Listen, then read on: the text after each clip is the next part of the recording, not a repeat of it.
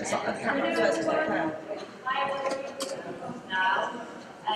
hi everybody in the room, and hello to people who are watching on Zoom. Welcome to Coventry Citizens Arts and Social Change Takeover.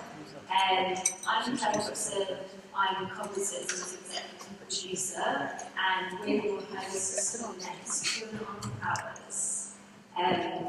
For those of you who aren't already familiar with our work, we're a theatre company based in London, working with people with lived experience of homelessness and making shows about issues of housing and homelessness. We've been working in Coventry for the past 6 months with many people in the room, working with the wonderful crew at City of Culture and at Belgrade and Underground Lights, and working with Choir with No Name. And our production, the Rough Tough Cream Puff Estate Agency, is on at the Belgrade for this week only, featuring some people who are in the room who gave an amazing performance last night. And I just want to give a big shout out and thanks to Arts and Homelessness International for letting us have this space this afternoon.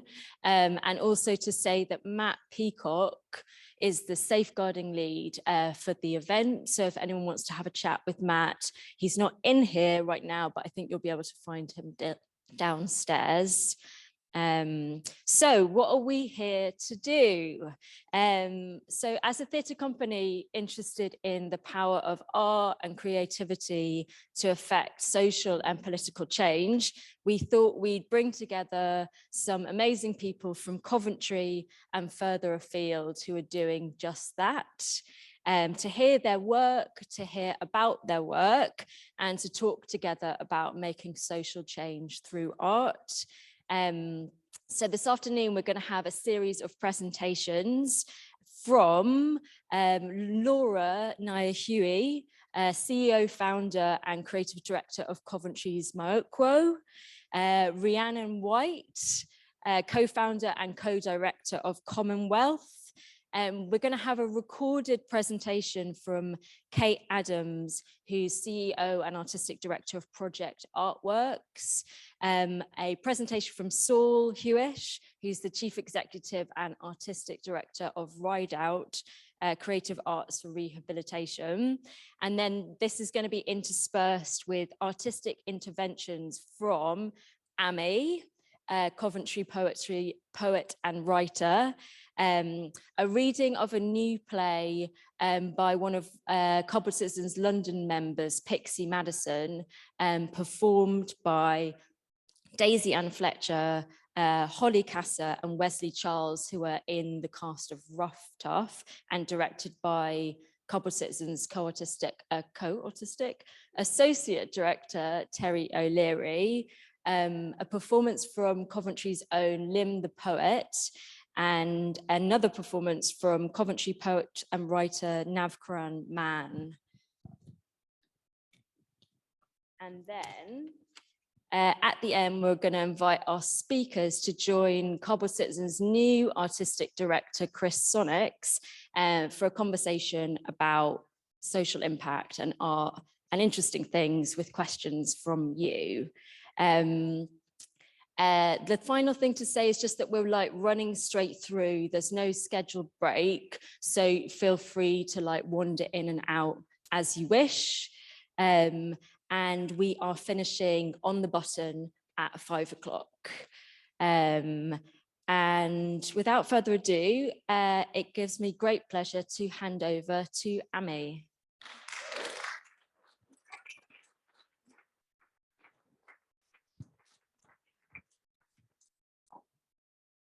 Homelessness, part 1. Hello, come in. Welcome to my home. Train station, backpack, standing alone. It was built in 1804, a Wesleyan church. Phone box, room's gone, continue the search. So glad you came. Do you fancy a drink? Don't show them that you're vulnerable, in need, and we think. What would you like? A coffee, a tea? There's a playground empty, The swings are free and free. The park is quiet and banality weighs in the air. The lit and disintegrating fag warding off despair. Am I lonely? Am I happy? Am I going to survive? Better here than spied on by her cataract eyes, her dirty lies. She wanted this for me. She was the kingmaker, the home breaker, the future teller, the fuck me up so anyone will marry her. So do you blame me for running to playground swings, where I sat there thinking solemnly who else to ring? No fear, Amy. Call that guy from before. He had a room for rent, maybe sleep on his floor. It wasn't strangers who stole what I tried to build on the back of a world which had already left me chilled. Family. First they get into your head. It's my body, but it's not my home, not my bed. Where's my safe space, my corner, my crevice? I wasn't the cuckoo here, her acquired premises. Growling, rotten grandmother demanding her respect, her cry, useless girls, her kicks, abuse and neglect, matriarchy, jealousy, misogyny, normalized, blaming me for my sex, sexualized. How many years can a young mind live in a place where they're abused and you have to forgive? They relied only on me to forget. This was my bed. This was my pillow. This is your floor. Forget. How do we end up homeless? It's not a conscious act. People force us to leave, to run, to detach. Hate, jealousy, cursed ways, they're all tricks. Are we nothing without them? Feeling like shit. Look at her, she needs knocking down a few pegs. Coerced, ridiculed, depleted, they would see me beg. Their illusion of power made their stricken souls glow. To see someone they envy, so low, so lost, so out of control. But Buddha had to beg, lived on the streets to learn empathy. Did he run away from a life made void and empty? I don't want to feel shame, don't want to deny my past, although so many people look down on me like some wretched outcast. Homelessness, it's not rare, it's disgustingly common. Sofa searching is reliance, then denial, then you're forgotten. Doors closed, the voids open, vulnerability groomed, drink, drugs, wolves smiled, years consumed. Then the foyer room, I closed the door, lest I forget, I must remember, build back my confidence, my self-forgiveness, sequester. They didn't harden me. Love stood me back up, determination, hurt enough now, learnt enough now, self-preservation. Thank you.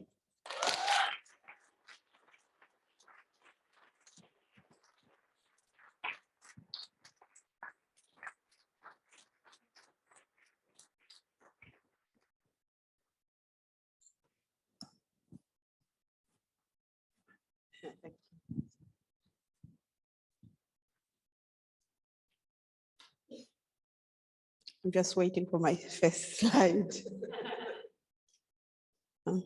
No, I will not apologize. Does it offend you? Don't clip my wings. Category this, category that, ethnicity, blackness, whiteness, colorless. Don't clip my wings. I have no desire to fit in, no apologies. Born to be free, born to be me, born to thrive, not strive. Don't clip my wings. Category A, category B, ability, disability. Hey, I was born to be free, born to be me, no desire to fit in. I am me. For this, I will not apologize. Thank you.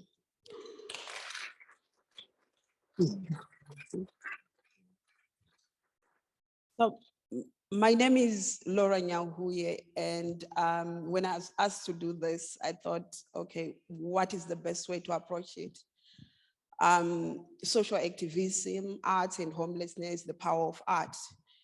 It's really, for me, it's rooted in my lived experience and the power to push back when challenges have come to me as a Black woman. So yeah, if we go to the next slide. So I've had to fight to stand up and say, I will not apologize for who I am. I've had to fight to remember who my parents told me I was, that I am Laura Nyahuye. I am a woman of worth. I am a child of God. I am strong. I am beautiful. And I am loved. And that is something that I've had to fight for in the midst of challenging situations. Next slide, please. So my heritage really feeds into what I do in the arts, the people that I work with in the community. So in this image, you see like my nieces and nephews playing with broken pots, a picture of like used wire. These are things that as I'm walking through the journey of activism and social issues, I tap into that, and with the communities, encouraging the communities around me to tap into their heritage and bring them into the arts. Next slide, please. My experience of migration has been quite really tough, but at the same time quite informative, and it has shaped and challenged a lot of my perceptions to do with us as humans. If we go to the next, please. So I always say I became a Black woman when I came to the UK because of the questions that faced me as to, oh, what do you think about being the only Black person in class, becoming nearly a few hours away from homelessness? What do you do in those spaces? I wasn't born an activist, but life really just challenged me and really pushed that activism out of me that I didn't know I had inside of me.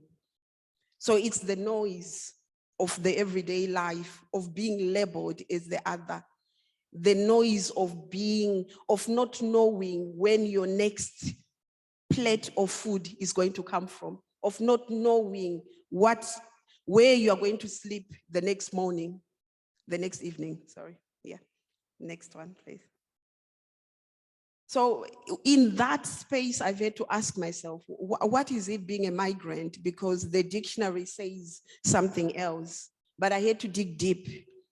And I've discovered that a migrant is a risk taker, a visionary, an individual who's willing to take a leap of faith, to partake in whatever is on the other side. It's an individual who has the conviction that there is more. They are bold, courageous, and resilient. Next slide. So in the midst of figuring out life, creativity, tapping into the creativity that I left behind in Zimbabwe, the creativity that I was absorbing in this space, but at the same time, really navigating the challenges of being myself, but also understanding the place that I'm at.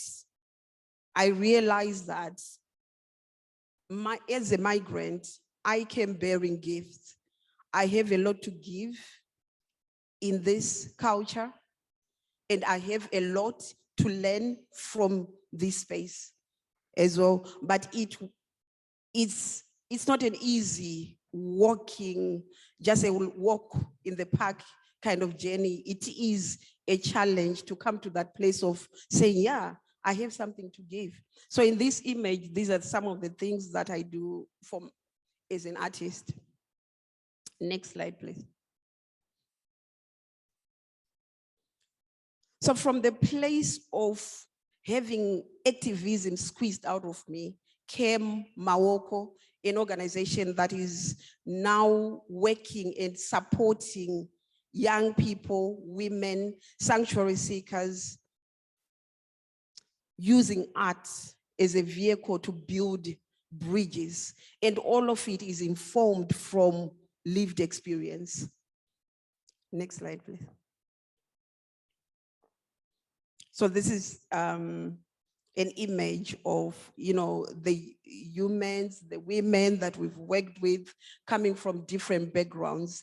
And I always say that when I come into a space, I do not come alone. I come with the voices of many. And this is a representation of the voices of the humans that I come with. Next slide, please. And it's quite important for us, again, as an organization using arts, to work with young people who are passionate about arts. How can they be the voices of tomorrow, and how do we equip them with the power to understand that they can bring change? And art is one of the most powerful tools that brings change to communities. Next slide. So what is it that really, in the midst of displacement, in the midst of going through domestic violence, in the midst of going through being the other, racism, the thing that I always say was a pillar for me in my space was creativity. It was art, and it was my faith. That is something that I have used in my life. It worked for me. I saw how much it worked for me. And it really challenged me to ask questions about the other humans in my community. How are they surviving? How can I bring that into the communities? And we learn together, and we really strengthen each other and tap into the gems, the diamonds that are in each and every one of us, no matter what, because we all have something to give. It does not matter where we are coming from. So that was quite important for me to bring this into communities, and this is something that we are continuously doing. Next slide, please. So who are we as an organization? We are Mawoko. We work from lived experience of migrants, refugees, asylum seekers, and artists. And at the heart of what we do is creativity and advocacy. We respond to that and amplify voices of women, young people, sanctuary seekers. We are storytellers, we are change makers. We do not tell stories for the sake of telling stories or create art for the sake of creating art. But what we are aiming to do is to challenge policies. We want things to change. We want migrant communities to feel at home.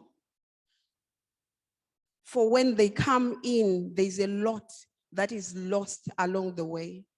We have quite a few examples now that we've worked with young people who are now young producers within the community. They are now involved in leadership programs. We've seen it work. We believe in the power of art to bring change, to really raise the issue and tackle them and really celebrate humanity. So this is who we are. Thank you.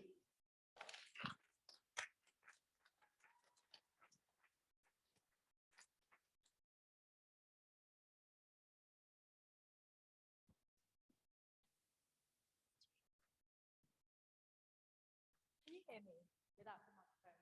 Yeah. Can you hear me? Can I speak without it? Okay. I just wanted to try something a little bit different, just to change the pace a little bit. And I wanted to invite you all to stand up. Sorry, I know you're eating your dinner. And I just want you all to think of a colour, like your favourite colour. Has everyone got a colour? We've got to do this pretty quick because it's cutting into my presentation. A colour, yeah? And I just want you to do this. I'll put the microphone down for 1 minute. This, and we're going to imagine the colour in our hands, yeah? And I want you to get lots of energy, and then just take yourself under your hands, on your face, get some energy, your chest, on your bellies, on your butt, on your legs. Really, we're going to look wicked after this. Think of all these colours in the room now. First, bottom of your feet if you can, and then I want to tap into your surface or yourself, and imagine we're just going to jam ourselves up with a bit of a glitter ball extravaganza.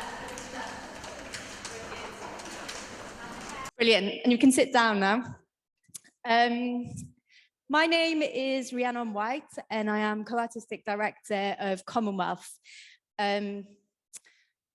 I've got a provocation for you today. I hope that's okay. I believe that art is a catalyst for social change. Art can help us see ourselves, understand who we are and where we come from. It can help us recognize the power we have. It can give us agency. It can prepare us for acts of social change, for transformation. It can give us the confidence to articulate and to shout about injustices that we face. So Commonwealth, we're a site-specific theatre company. We're based in Cardiff, where I live, in Bradford, where my friend and colleague Evie Manning lives. Our work is political and contemporary. It's based in the here and now. And our values are expressed in our name. So there's a big space between common and wealth. We make work that's relevant and addresses concerns of our time. And we stage our work in the heart of communities, a residential house, a boxing club, an old steelworks, places where people might go instead of going to the theatre, who might come and see the work instead. We aim to make theatre for people who might not think it's for them, because we're bored of theatre being for the middle classes and those who can afford it. And we genuinely believe the theatre is an art form that has the power to change the world. And we think this should belong to everyone, as audiences, as participants, as protagonists. So place is both important to me and Evie. We founded the company about 12 years ago, and then we both moved back to our hometowns, Bradford and Cardiff. Over the past 2 years, it's all been about being local. And I've been collaborating with the community that I come from. I wanted to start my provocation by talking about place and also talking about narrative and how I use theatre as a tool for social change. Next slide, please. Art is for Boris Johnson. So I'm from a community called St Mellons, which is a council estate on the east side of Cardiff. And this picture is from there. I asked these girls who they thought art was for. Art is for Boris Johnson. In 1993, when I was 9 years old, John Redwood, a Tory politician who was Welsh Secretary of State, came to my estate and he released a statement about it. He said, and branded it forever a den of female vice. St Mellons, he said, was a place where there was no presumption in favor of creating a loving family background. That subsequently, the assumption is that the illegitimate child is a passport to a free council flat. The single mother is married to the state, and if the father could not be found, grandparents should be made to pay or adoption be considered. The welfare state was offering incentives to entice young women to become mothers before their time. Single mothers are costing 4p on the standard rate of income tax. My mum was a single mum. 30 years since this statement was written, the legacy is still felt today. This is the context that I'm going to begin with. And like most people who grow up on council estates, we start with a negative narrative.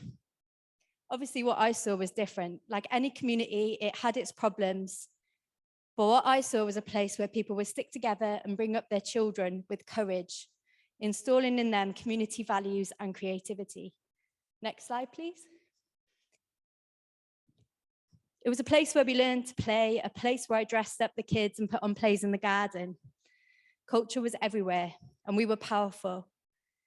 It just wasn't seen by people who had more power than us. So what if we, as artists, as people, were thoughtful about the language that we use, the narrative? What if I said that a starting point for social change could be to shift the language, where people were celebrated and recognized for their wealth in communities and seen as assets and not people to be changed? What if we stop using words like deprivation or disadvantaged or hard to reach and thought about words that really might do a situation justice? Or even better, if we talked about a place or a people's strength, why we'd love to work there, a collaborative community, a community that champions play, or a green community, a green space. I know from my experience that I don't want to be labeled as being deprived or from a deprived or disadvantaged area.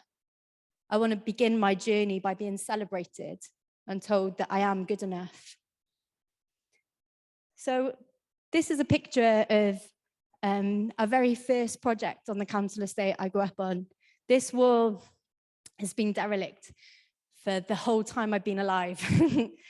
And we did this in 2021 in lockdown in the summer. Working with a photographer, we wanted to capture the community that we came from and celebrate it. We wanted it to be a conversation, a dialogue, a meeting of Commonwealth and the community to Commonwealth. So we went out and we took over 100 pictures. We had conversations with people about the place that they lived, about who they were. And then we selected these pictures, co-created with the local community. We chose the ones that we felt as a group would do the place justice. So we transformed this disused wall as a reminder for people, as a reminder during lockdown that we're not alone. And when we come out of this crazy experience, that we'll all be together again, and this community is what we were powerful for. Next slide, please. 2 weeks ago, oh, my slides are all funny. This is another part of the place that I come from. Next slide, please. 2 weeks ago, we finished this play. It was a play called Rent Party, based on the 1920s Harlem Renaissance parties that Black folk used to throw to raise money to pay the rents when the rents were rising. We worked with an artist called Darren Pritchard to basically restage and remake a 2021 version of Rent Party for Wales, celebrating class, race, who we are and what we got to say and what we've got to give.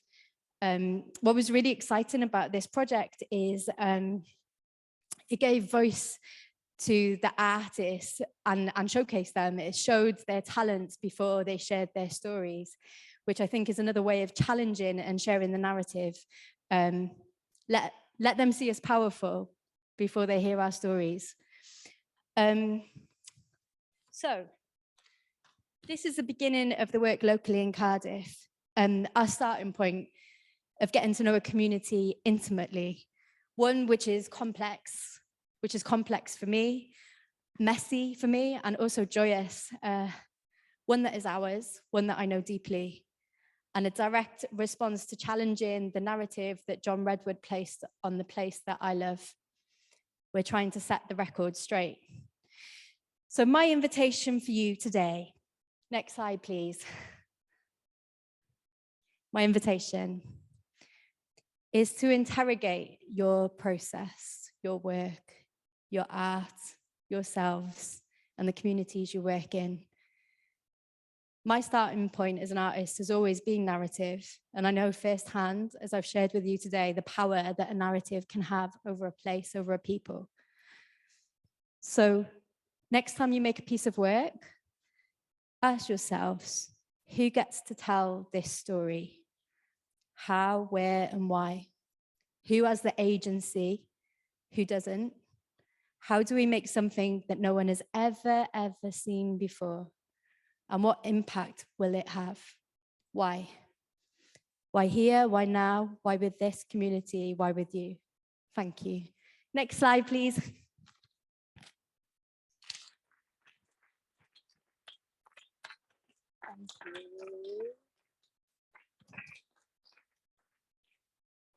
Thank you to our speakers so far. You guys are just in time because you're up. So the next intervention is a reading of a new play called Best Served Cold by Pixie Madison. Pixie's been part of a group of Cobbled Citizens members in London who've been participating in a project called Resistance Theatre, where they've been writing short plays in response to the themes of Rough Tough. And so we thought we would bring one of them to you today, which has been directed by Terry, who's hiding at the back there, and performed by 3 of the cast members of Rough Tough. So we've got Daisy, Wes, and Holly. You guys all right? Yeah, I think you do, because we're on Zoom as well. Yeah.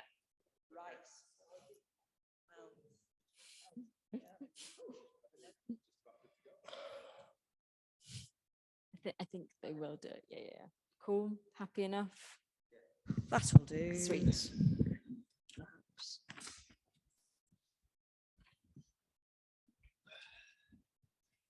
She'll be here soon. This is all going to be for the best. Oh, no. Start again. Microphone to speak into. Go again? Go again. Okay. From the top. She'll be here soon. This is all going to be for the best. I'm not convinced it's a good idea to involve her. It could still go tits up. And if we tell her, she could end up being dragged in. She's involved, whether we tell her or not. She hasn't spoken to you in the 5 months since you started working on the estate regeneration, and I'm not putting up with this crap. It ends tonight. I know. It's been killing me. But she left to be with her hippie mates. Don't you dare say things like that when she gets here. It's happening, so put your best face on and let's get our family back together. You're right. I'll behave. But as for my best face, this is the only one I've got. It will do for me. Come here. Oh, I love it when you tell me I'm right. Say it again. Piss off. I don't want you getting big-headed. Look, love, once we tell her what we're doing and why, it'll all be fine. All right. No beer till we've sorted this. Okay, you're the boss. Don't you forget it. We're in here, love. Hi, Mum. Hi, Dad. Hiya. Peace offering, brought some beers. Oh, sit yourself down, love. Hiya, babe. Good to see you. Look, can we get this over? And if what you told me on the phone is true, then we can play Happy Families. I've missed your bluntness, Rosa. I really have. It's one of these. You know, I don't want to be rude, do I? Okay, just one for now. All right. Rosa, we should have told you what we were up to from the start, but we all decided that no one would know what we were planning. Plus, you just got a suspended sentence and community payback for your part in occupying that empty mansion up near the park. What do you mean we all decided? Who are you talking about and what are you planning? For as long as I can remember, you've been fighting plans to break up the estate, and now Dad is working doing just that. It's like my whole life has been a lie. Let your mum talk and all will be revealed. Dad, you've already been to prison for your part in the poll tax riot when you were my age. I'm not a child anymore. God, this is why I moved out. This isn't going how I thought it would, although I'm not sure what I was expecting, to be honest. It's just not what I'd hoped for from a long life socialist. Please, Rosa, just give us a chance. I'll start at the beginning and it will all become clear. Oh, hey. When in Rome and all that. Well, as you just said, we've been fighting the regeneration plans for the estate for what, nearly 20 years now? And finally, they've got their way and it's happening. But we aren't going down with that fight. But Dad works helping build the luxury flats. How's that fighting? You'll see. I really do understand the confusion. But anyway, do you remember me telling you about going to Molly's funeral about 6 months ago? Auntie Molly. Yes, that's her. Well, Molly had only lost her husband last year, and then they told her they were knocking a flat down and she had to move. She'd lived there all her married life, and it broke her heart. She gave up and stopped looking after herself. I never believed someone could die of a broken heart, but she did. Well, she used to babysit for me as a kid, and I got angry. Not shouting and screaming angry, but cold, hard anger. And that's when we came up with a plan. Tony, her son Dave, Counterfeit Kev, and me. Remember Counterfeit Kev, or CK as we call him? Anything hooky, you can get it. How can I forget that perfume you sold me as a birthday present to Mum? Smelled like a blocked toilet. You saved up your pocket money for weeks to get me that. I got your money back though, didn't I? Anyway, so Dave's a surveyor for the firm that are doing the rebuild. And he says that he wants to mess up the rich people who are going to take over our estate. And then CK says that he can get hold of a load of dodgy plumbing suppliers. So what's the plan? Well, it was then decided that your dad will get on the firm as a plumber and do a really good job of putting in the communal heating and the hot water and the sewage pipe. That doesn't sound like much of a plan to me. Well. Here's the clever bit. Yes, I'm doing a very good job putting the plumbing in, but it's the materials I'm using. That's the point. CK can get pipes and parts that look like the real thing, but they will fail at some point in the near future. Nothing that will put anybody's life at risk, right? Their lives will be really uncomfortable. Toilets backed up, no heat or hot water. With the modern communal heating systems, all it takes is the right place and they shut down. And believe me, these parts will fail. And there's a mix of dodgy sensors and pipes. So it'll take them ages to work out what's going wrong. And the downpipes from the toilets are almost guaranteed to block as they narrow in all the wrong places. They treat us like shit. We treat them to some shit. At least you're not cladding the outside with inflammable material. But it's still not the buyer's fault, is it? I disagree with building private homes on council land, but even so... The icing on the cake is that Dave found out that a lot of the buyers have already... They also use better materials on the privately owned places compared to the stuff for the social housing. Even when they tell us that they are trying to make the poor people's lives better, they shaft us. This whole building is being taken over by property developers, and enough is enough. Landlords will have to pay for all the repairs or sue the building for their losses. It's a win-win. Wow, that's mad. You'll all get into so much trouble. Still, at least Mum's not involved.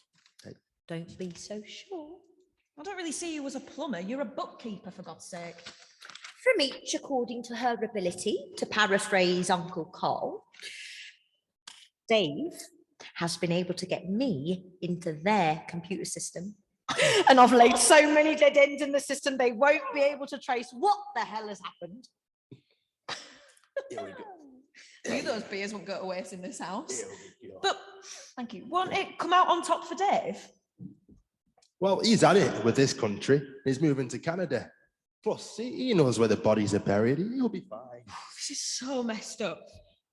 I get what you're trying to do, but it's not going to change the world, is it? And living with in some sort of commune with your new hippie friends, will it? Tony, I warned you. It's okay, Mum. We needed to talk about this.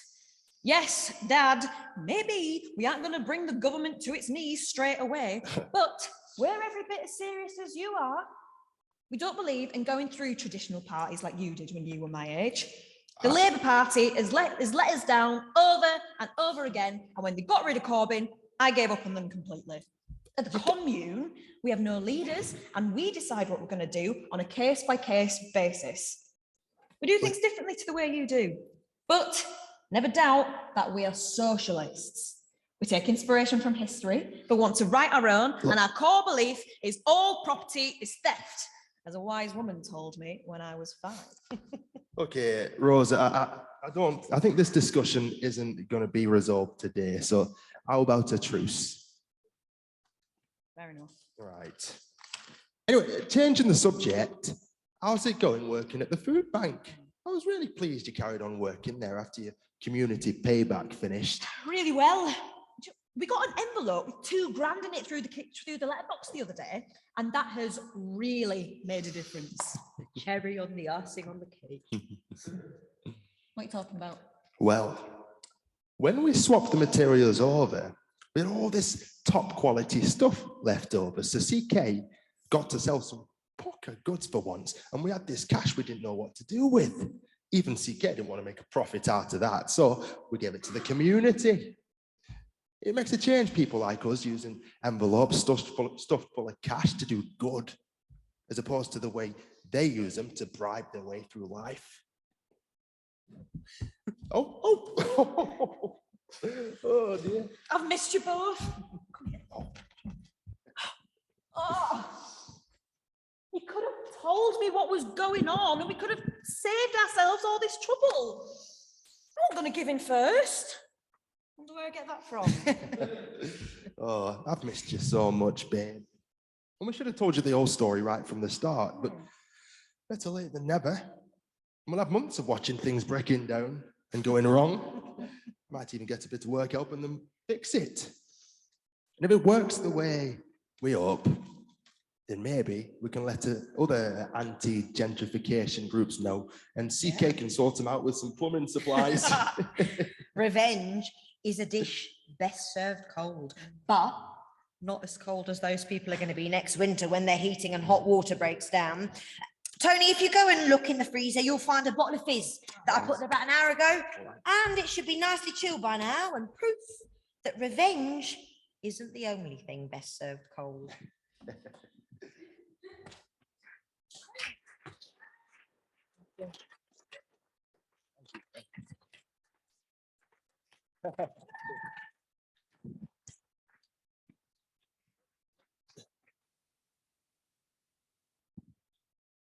Thank you, guys. I think we're now over to the recorded presentation that we've got lined up from Project Artworks.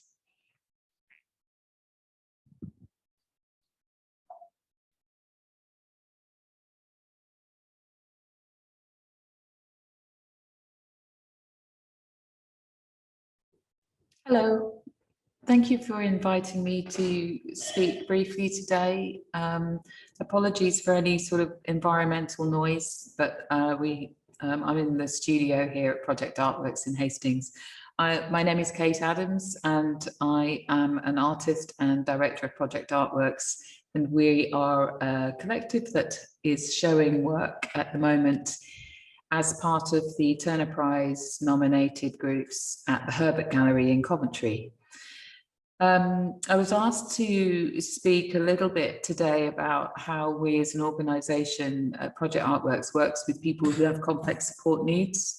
And I realise that this has many different meanings. And for us, it means those who may need support in all areas of their life in order to live fully and to be able to have agency and choice about what they do every day, who they live with, who they spend time with, and whether they're able to change their minds about things, whether they can create choices, and whether they have a life that is personalised around their very particular needs. Specifically, we work together and in collaboration with neurodivergent artists and makers that we support here in our studios at Hastings. But we also work really closely with families and circles of support around people. And that's what I wanted to talk a little bit about now. But before that, I thought we could show you a film. That is a short film that gives a taste of the studio practice and Carl Sexton, who is an artist maker that we've worked with for quite a few years, and his mum. The first day was still a bit sort of, I was very much thinking, this isn't going to work. He might just become more volatile. But after the first day, he was wonderful. He came away and he was happy. And the strangest thing was that happiness lasted, yes? But that was, I realised it was because no one put any pressure on him. Yeah, no one was asking him questions. So when we had the second invite, couldn't believe our luck really, because he then started looking forward to coming.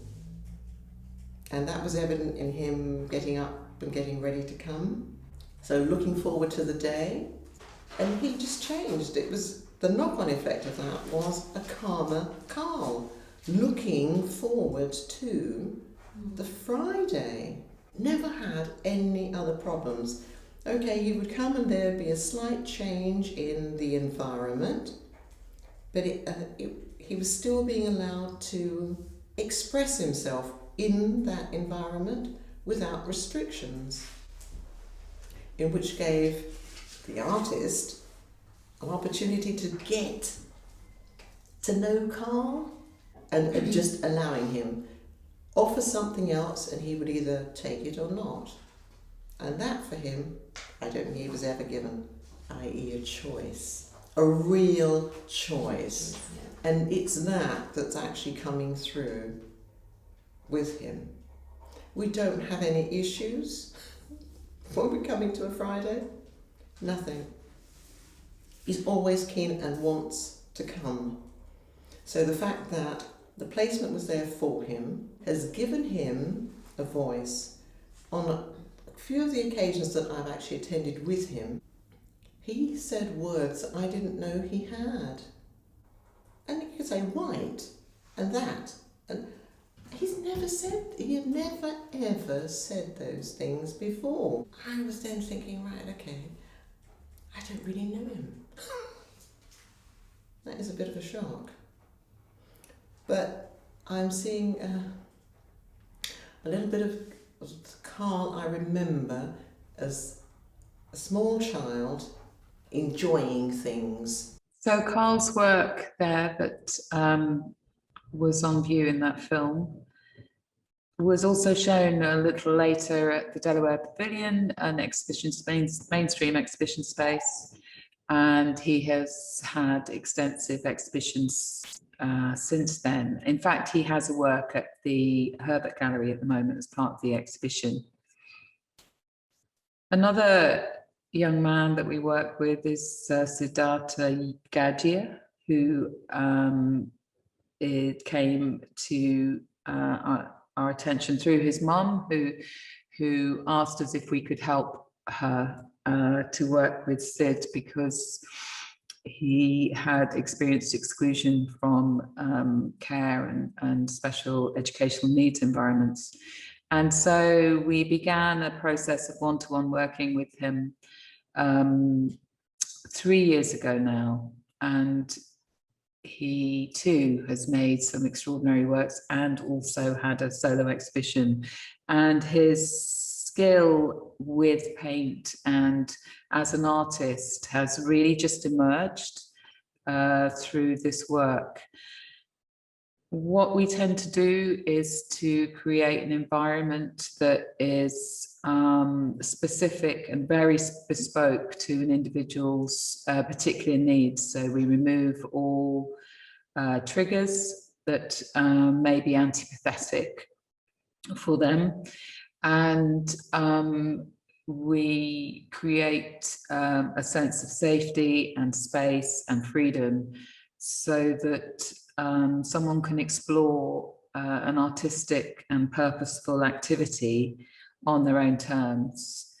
And certainly Siddhartha made great use of that opportunity. As you can see from his work here, the images of his mandala paintings and his exhibition, and also the pride that his mother took and his family took in this work. It was an incredibly validating experience for them, because Siddhartha came with a very damaged reputation. And this is often the case where someone is defined by responses to environments that aren't right for them. When they are in a space that works for them and is very responsive to their very particular ways of being in and interacting with the world, then their innate ability comes through, and that they find a sort of place and purpose and a way of contributing to their communities and to society. In order to work with individuals and to maintain a kind of stability to their involvement in the studios, we work very much with all of the systems around them that may impact on their life and their ability to have a stable support network. So we work with families and around them, possibly caregivers, both formal and informal, and around them there may be care settings that we need to engage with. So we attend service reviews and occasionally tribunals, and we also attend best interest meetings when they come about. It's very important that we understand that an artist can only attend the studio if their support allows them to do that. So we try to engage with all aspects of their life and advocate as much as possible for their involvement and for good support packages. And the systems of support are incredibly complicated for individuals and families to take on. So we help navigate those systems and also offer training in how to employ support teams. If an individual is able to have a direct payment or a personal health budget, we also offer legal support if people need to fight for their rights within a care decision, and also support families and individuals to within deputyships, attaining deputyships through the Court of Protection and through the Office of the Public Guardian, because these are really important documents for people who lack mental capacity. So that's very briefly a summary of the work, the way that at one end we have this incredible studio practice that people are able to explore their own creative potential, and at the other end a system of support, a holistic system of support and advocacy to enable people to achieve better outcomes in care. Thank you very much.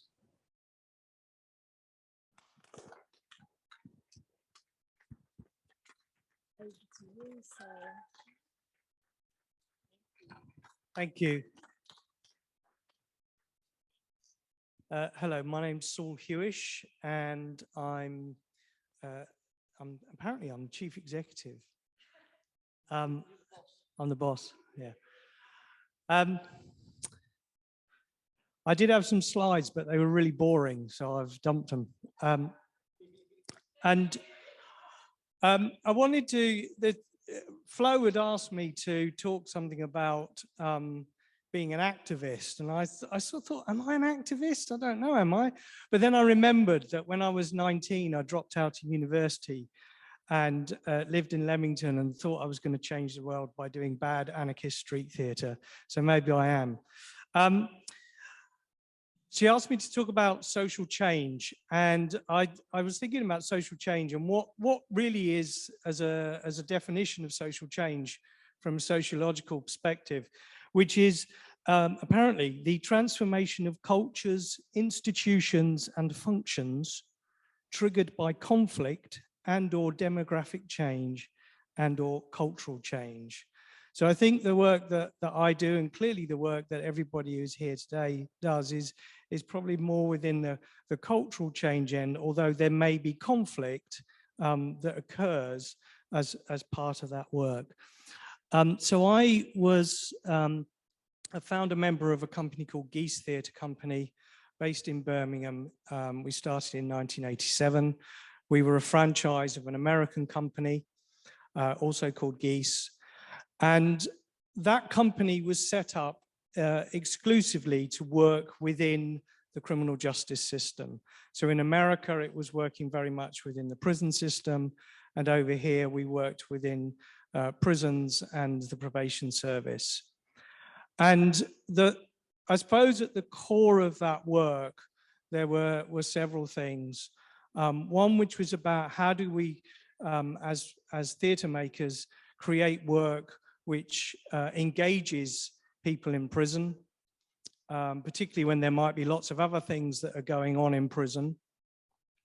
But also, it started from a place which was very much a belief that prisons are not very good places, and that actually they are quite brutal places and somewhat inhumane in terms of the way that they impact on people. So at the core of the work initially was really about looking at ways we can work with people in prison to try and help them explore strategies for staying out of prison in the future, but also how can we make prison a more humane place where it's possible for change to take place. And I'm sure there's many arguments about whether prison is in the end a place where that is possible or not. Since then, that was 1987, I started with Geese Company UK. In the late 90s, I set up a new company with a colleague, Chris Johnston. It's a company called Ride Out.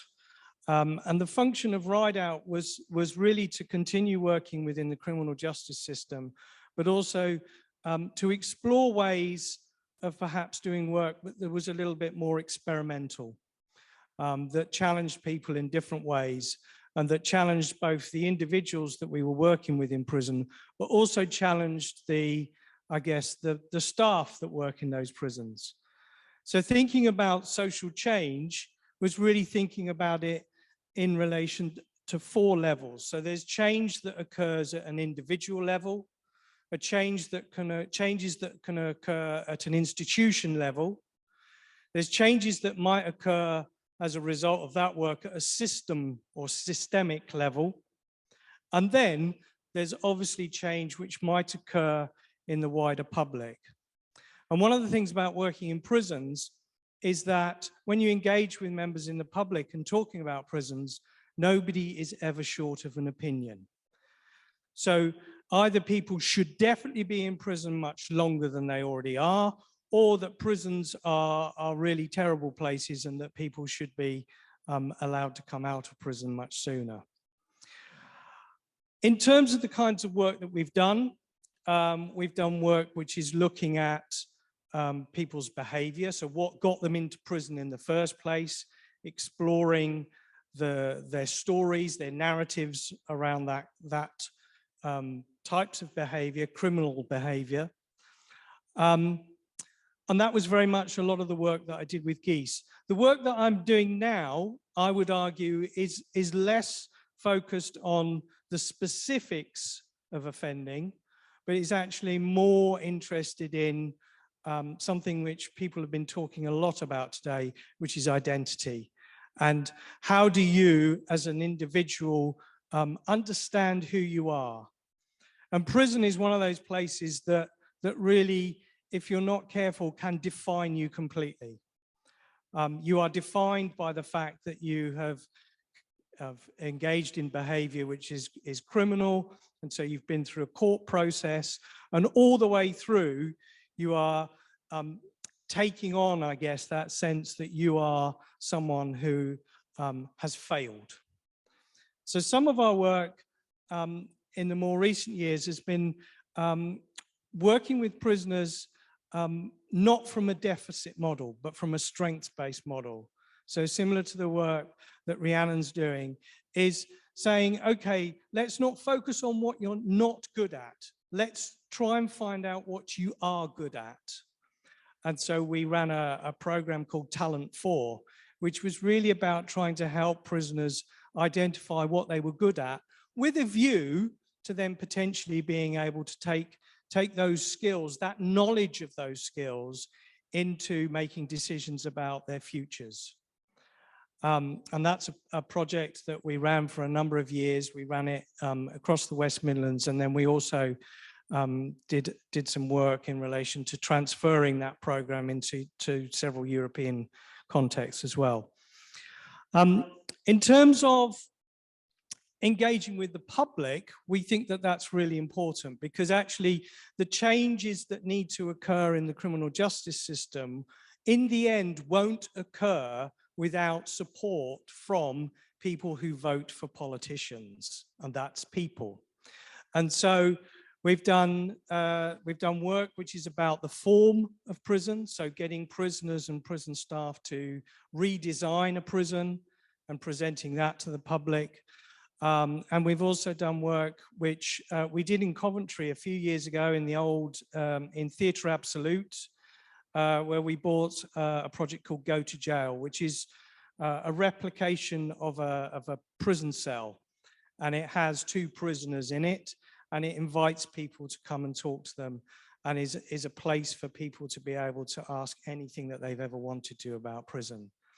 And what was important about that work was that the 2 actors who played the prisoners were themselves people with lived experience of prison. So even though they were playing characters, they were drawing on their lived experience. So it had a very powerful emotional congruity to the conversations that took place in that play, in the space.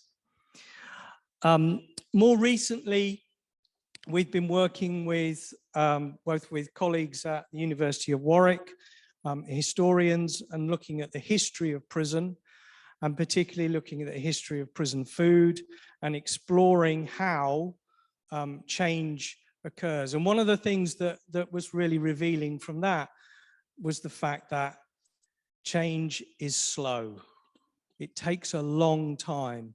So we discovered that a lot of the arguments that were being made against the provision of better food in Victorian prisons were really similar to the same arguments that go on in the Houses of Parliament now about the provision of better conditions in prison. This notion that people will break in or commit crime in order to go to prison, even though there's no proof that this has ever happened necessarily, is still a very powerful kind of mythology. So again, part of our work is sometimes about trying to expose myths, to find the truth behind stories rather than perpetuating some kinds of stereotype. During lockdown, thank you, Flo, 2 minutes. During lockdown, we've been trying to continue working in prison, which has been hard, but we've been doing it remotely. And that's really about creating audio dramas, which are sharing the experiences of people in prison, but also providing a caution against the potential increase of using of lockdown in prison effectively as a management structure. I will begin with, I'll end, not even begin, I'll end with one final thing, which is, whilst I believe passionately in the power of arts to engage and to help people discover who they are and create possibilities, I'm a realist.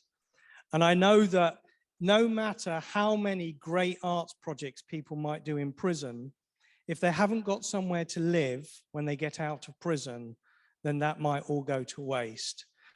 And it's a very salient and sad fact that in the last year, between April 2020 and March 2021, over 3,000 prisoners were released from prison homeless. I'll end with that. Okay.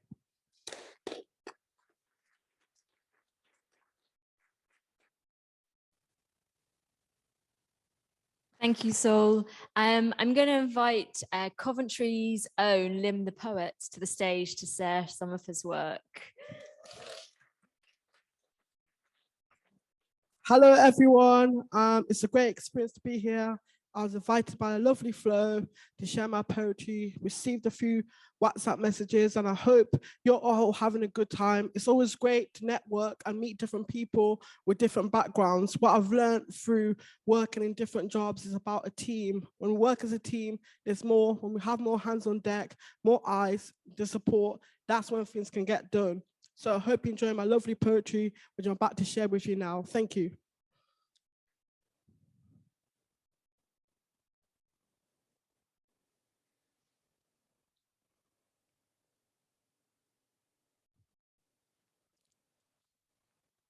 Many times we fall and feel like we are stuck in the past. All we ever wanted was to be part of a light and not the dark.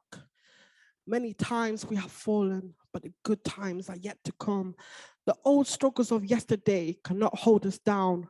We have slept on the rocks and have taken the darkest shots. Our truths are soon to come. No matter who you are, it's our time to shine. We were once separated, but today we become one. Thank you. That's my first poem.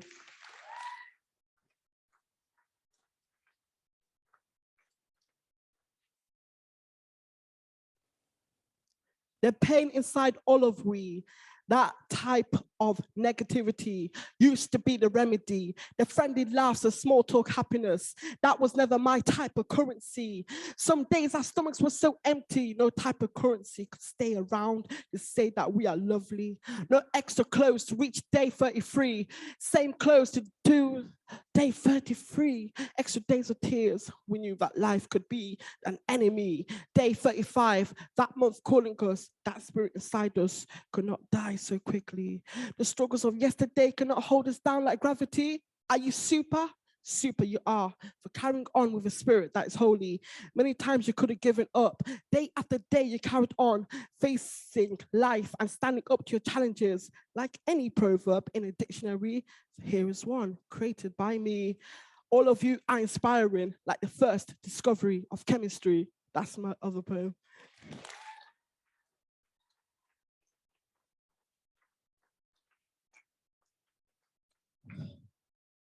There are times when we are down, that all we have left is a frown. The pitiful show no compassion. The bellyful always show false appreciation. Justice always seems to be available only to a few. However, we the majority, when we come together, we no longer have to sing deja vu when talking about our retro blues. Across the streets, there are many roads. More justice is a must. 9 out of 10, when we try to talk to the boss, the replies like we get are full of dust. We, the many, are on the same plate. The refugees and homeless, those people we ignore, they have more in common with us than any top hat mate. We no longer have to sing deja vu when talking about our retro blues. Thank you. Thank you. I just gonna do one quick freestyle. Every time we are down, we feel like we're falling. Sometimes we can't go up to the sky. We feel like we just want to die. But when we stand together, we don't have to tell a lie. Tonight, listen to each other and don't just listen and disappear. It's time for us to stand together so that we don't have to shed any more fears. If we stand together as one, like the lovely red or the lovely blue, this is my poetry, my words, we can stand together and stick together like two, not one, because we're all together, we're a team. Let's make this true, let's make this a reality and not just a dream. My name is Lim the Poet, and now you know it. I'm not just here to talk, I'm here to show it. Here to hear, here to listen. Let's do something, let's make a team, not just for you, not just for me, but also for the future of Coventry. Thank you. Thank you. Thank you, Lim.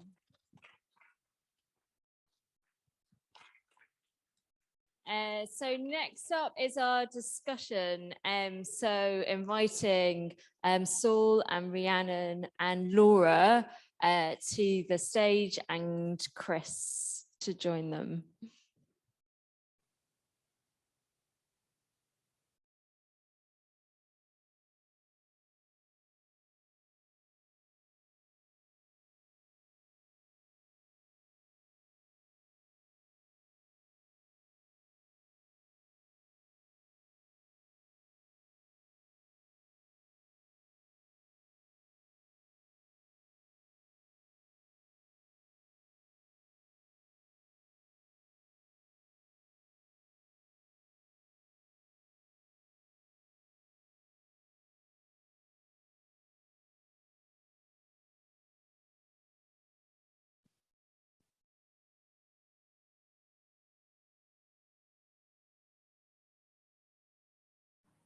I'm very excited to be in the company of these three incredible companies and people.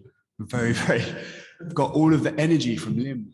I want to like bottle you and just have you as a little shot that I can take around. I'm coming for you later.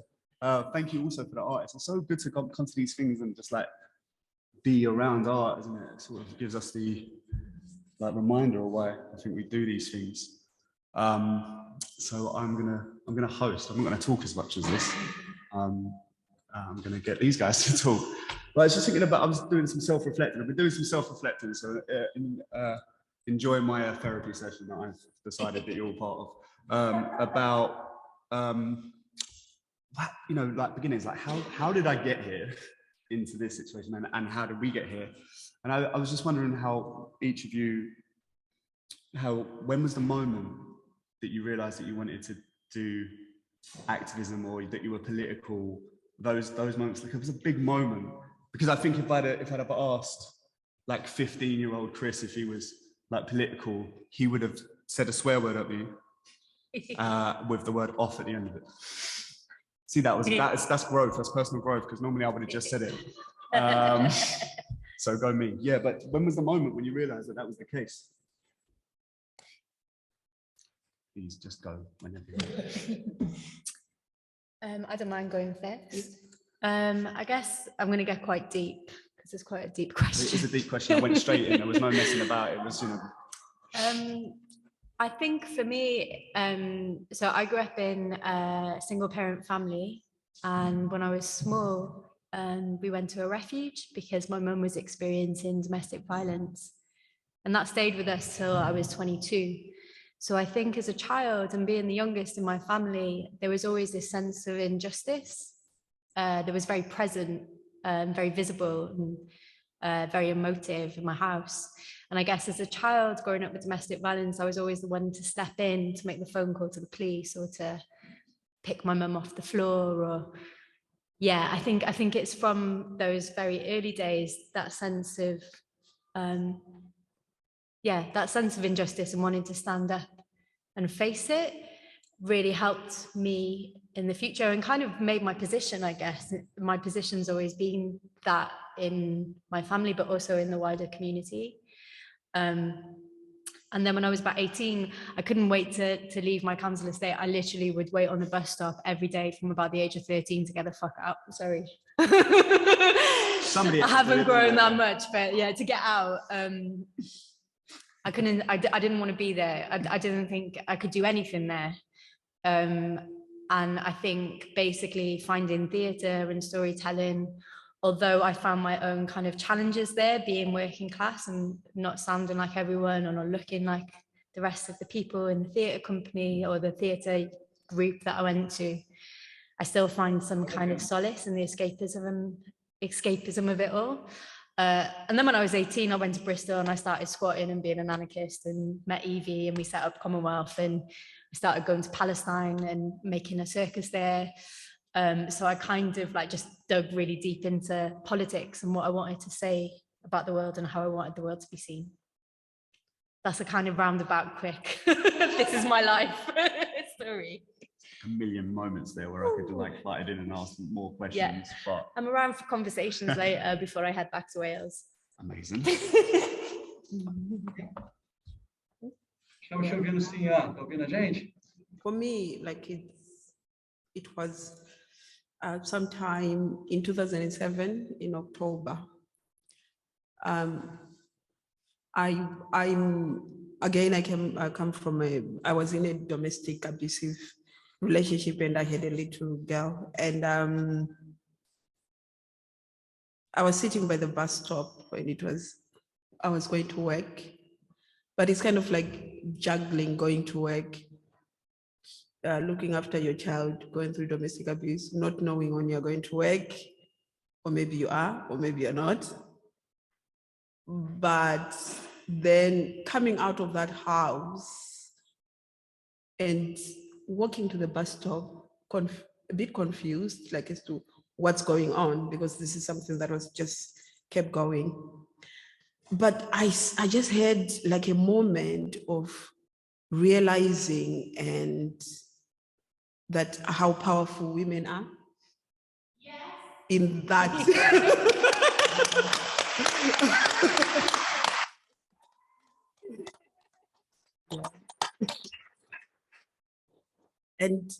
And then I promised myself in that moment that whatever is going on right now, wherever life is taking me, one day I am going to serve women, work with women, because we have so much to give. But there are all sorts of different things that try to come and really just snatch what we have. And it's literally, there's something going on with that woman, something going on with this woman, for one reason or the other. But then that was such a specific dawning moment for me. It's like I believe in God, and it was like a voice just said to me, this is who we are as women. And from that moment onwards, I stopped seeing women just on the outside. I saw beyond whatever is going on out here, whether they are made up or whether they are not looking well. There's so much more inside of us as women. So I'll say it started with women, and then it went on to young people, and then it went on to, okay, what does this world offer for migrant communities? Because as a migrant woman myself, I couldn't find shelter when I was going through domestic abuse. So I became different to the other woman who can get that sort of support. So actually acknowledging that as women, we face a lot of things, but there are also other layers that came with women who are coming from migrant backgrounds.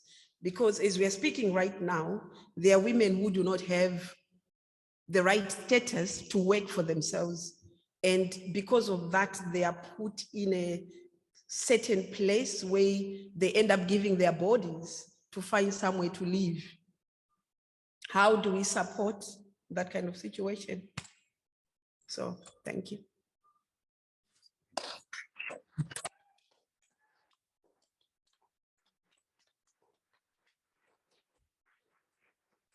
Slightly understanding why they asked me to ask questions, because you two have just been so beautifully, brilliantly articulate. I could never get anywhere near what you've said. It's amazing. I'm going to lower the tone now, though. So, when I was a teenager, there was a sitcom called Citizen Smith with a very young Robert Lindsay. And myself and my best friend at school, Neil Reader, we decided, so Citizen Smith is, leads the Tooting Popular Front. So myself and my friend Neil Reader decided that we were going to be the Portsmouth Popular Front, which involved going off to get copies of Das Kapital out of the library and then discovering it was quite difficult to read and understand. But a sense of being political with a big P was something that was very strong for me as a teenager. And then when I went to university, I joined two societies, one of which was the Hunt Sabs and one of which was the Anarchist Society. And I think that the sense of, and also understanding feminism and the personal is political, and the fact of the power for an individual to be able to make change has always been really strong in my work. So even though I've worked inside the system and trying to enable change from inside the system, it's always been about trying to enable change at an individual level. And I think, and also there's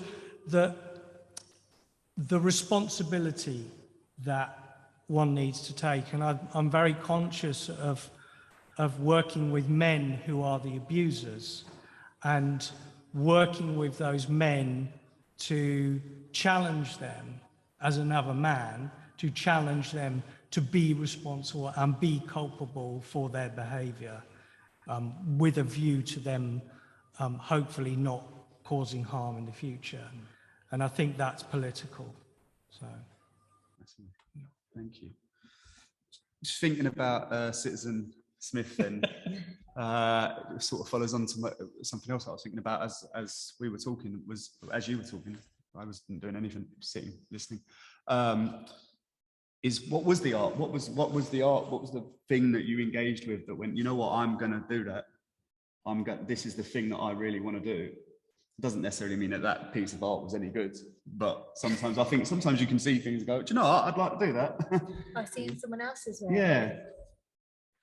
For me, it was drama, because drama was what saved me at school. Yeah. So my parents split up and I ended up going to a boys' school and I didn't know anyone.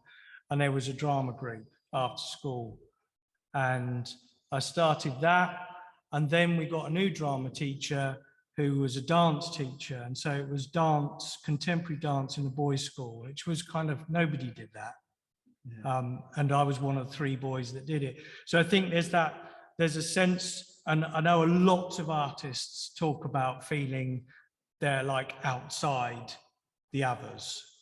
So I had that from a very young age, that sense of being not the same as everyone else, but also finding a family that could look after me. And I think, and theatre was that. And then the first performance I ever did in a prison, we used to do improvised performances within a structure. And at the end of the show, one of the prisoners came up to me and said, "You've been reading my file." And I said, "I haven't. We just presented stories."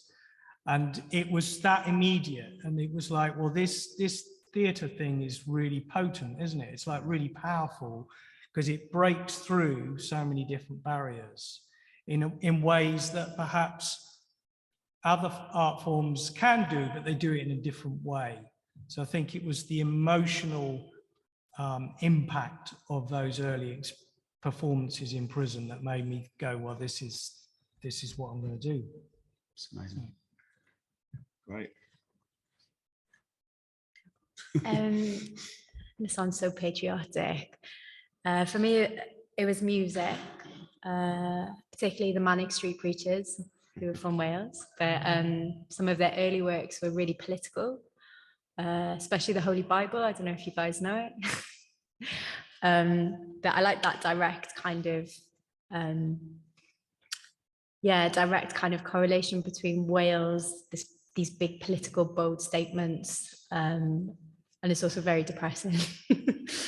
But in terms of theatre, so I think I mentioned it when I was chatting, I was in a youth theatre, and I really felt my class. I really felt where I came from in the room being something that no one else was like me there. And for a long time, I felt classism, I would say, in that space, until I saw a play that was called Everything Must Go, which is linked to the Manic Street Preachers, written by an author called Patrick Jones, who's the brother of Nicky Wire. And it was a play that put Wales on stage. And it was around the time of Cool Cymru. I don't know if you guys remember Cool Cymru, but it was a time where Wales all of a sudden was celebrated to be this wonderful place. But actually deep in Wales, there was poverty and people were losing their jobs. And it was this kind of smokescreen of what Wales was. But this play showed everything. It showed our socialist politics. It celebrated some of Wales's best leaders, Nair and Bevan, but also it showed poverty and drug addiction and lack of work and opportunity. So it really spoke to me and taught me about the place where I come from. And I saw people like me and families like me on stage for the first time. And it was pretty life-changing. Great answer. For me, I don't have like a specific art discipline. Even I practice a lot of. I write, I perform, I make. So really, my journey in migrating from Zimbabwe to coming to the UK and experiencing and absorbing what's happening here and what I was becoming, or at times being pushed in a space that the humans around me wanted me to become. And thinking back and remembering my identity connected to my parents, connected to my faith, is what made me discover who I am today. Because migrating really was a blessing, because it made me appreciate where I came from. I started to see the value of storytelling. You know, the storytelling, it wasn't, we didn't have a book as to like, okay, this is how you do storytelling. Storytelling was just sitting around the fire, listening to stories, and you don't realize that you're actually picking it up. And then it's called something else when you move to another country. I always say that I discovered that my dad was a producer, but he wasn't a producer when we were growing up, because he was someone who, you know, who worked with drama, with theater, but that wasn't his name. So for me, there were aha moments and they still are, as I am living this life right now, and kind of thinking like, oh, wow, so this is what it is. But it's the same, like, I think like is recycling, because I use plastics and found objects when I'm making body adornments. But it's not like when we are doing this at home, we are not calling it like, oh yeah, we have to be environmentally friendly and this is what it is, but it's a way of life. So I'll say the aha moments were more of my eyes opening to the value and depth and the richness connected to where I come from. That's the interesting thing about recycling and not calling it something.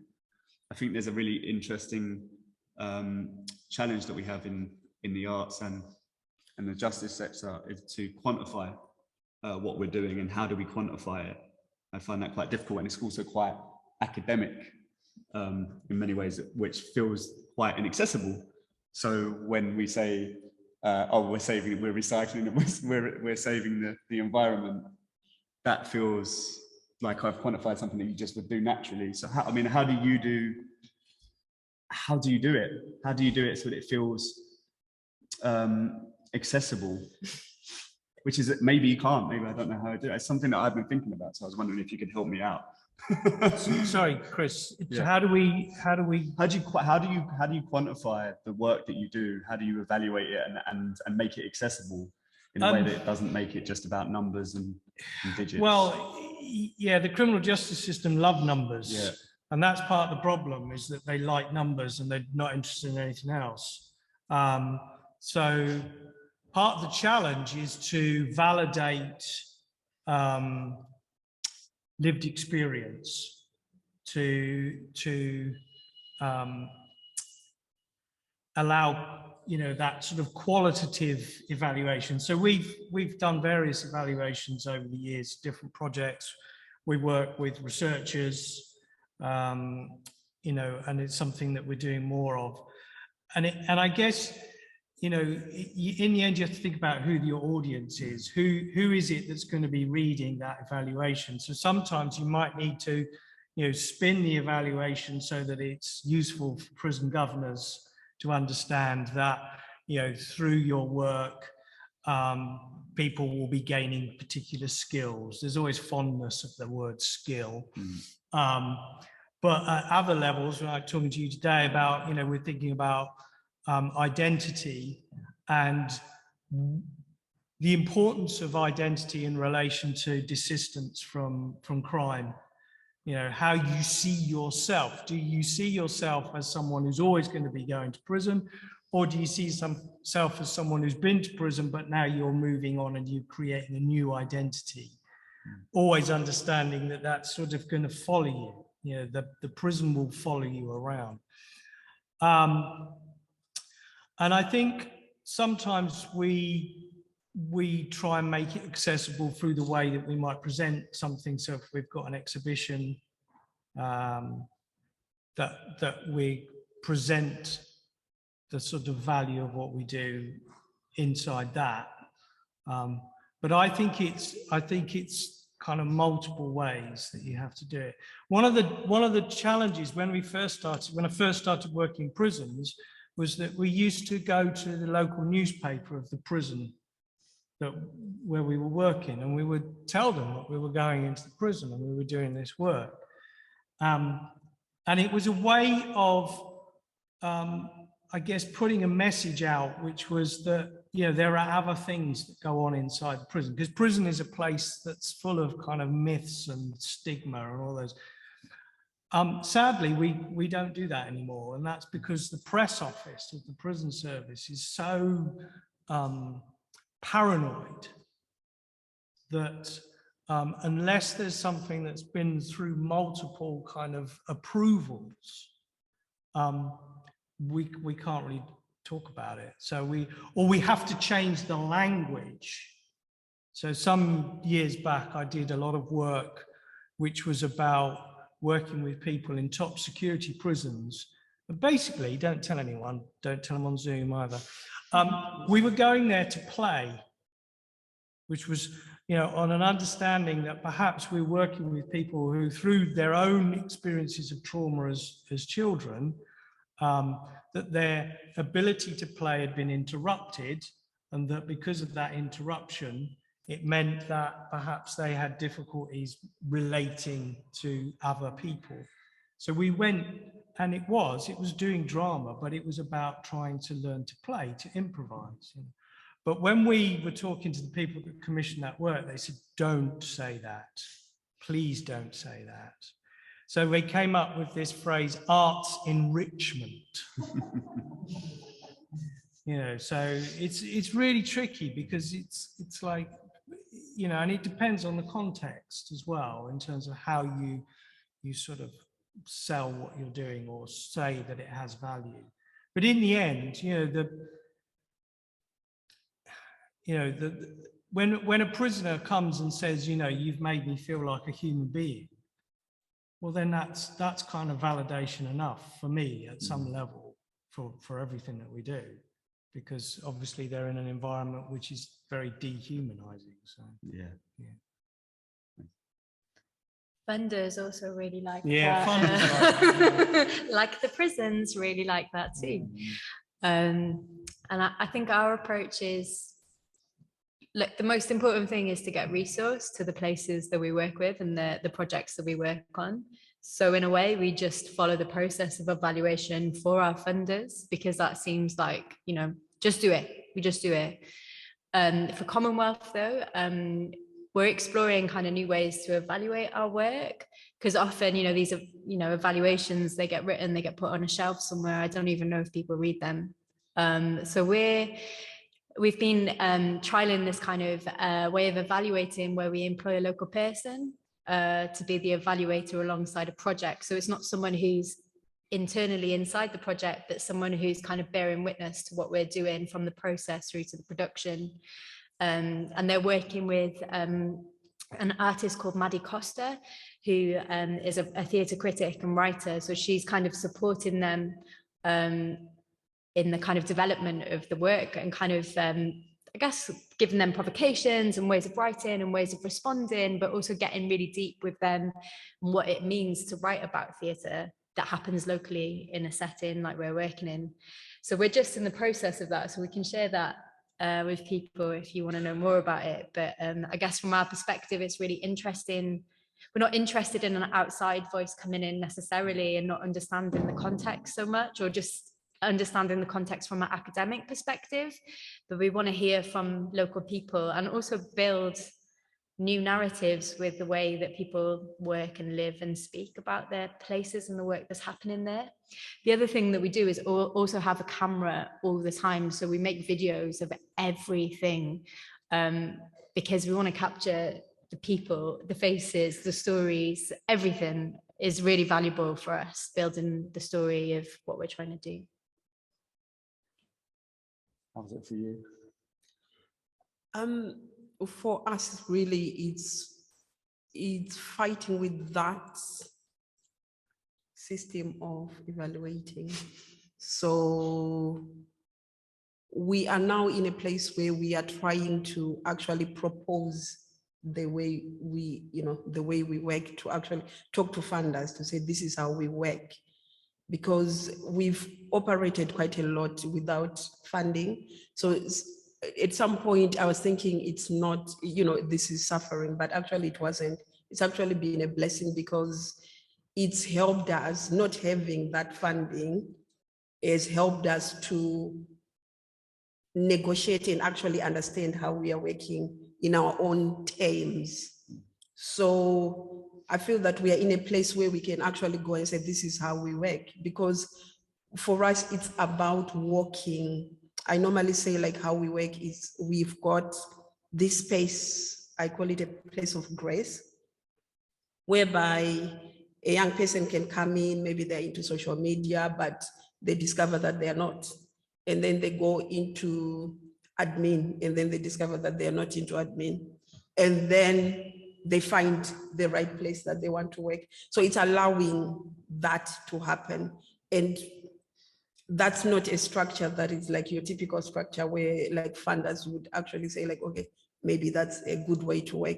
So for us, we want to propose our own way of working rather than working according to how they want to work. Right.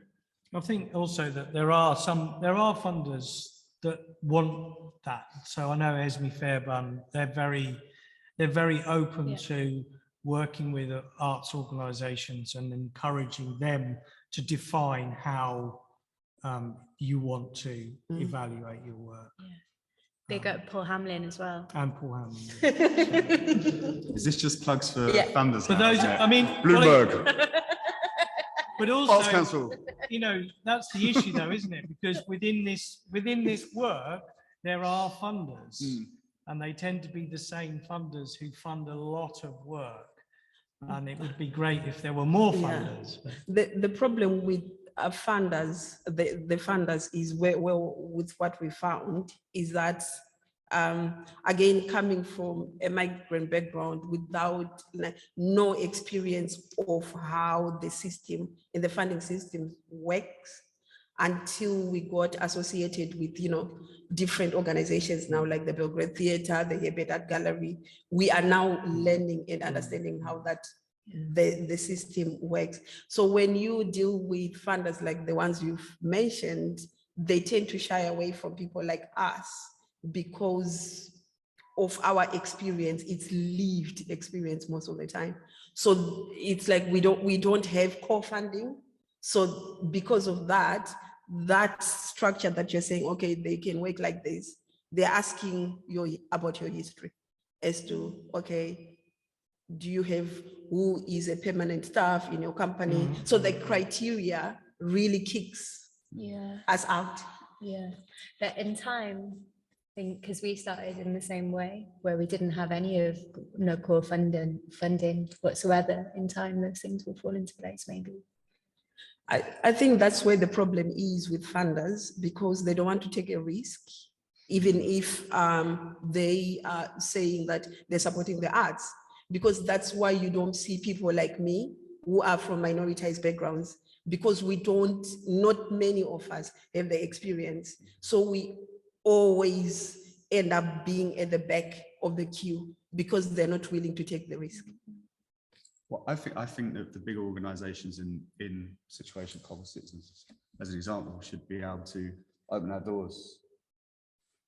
Other organisations should be able to open our doors to enable you to continue.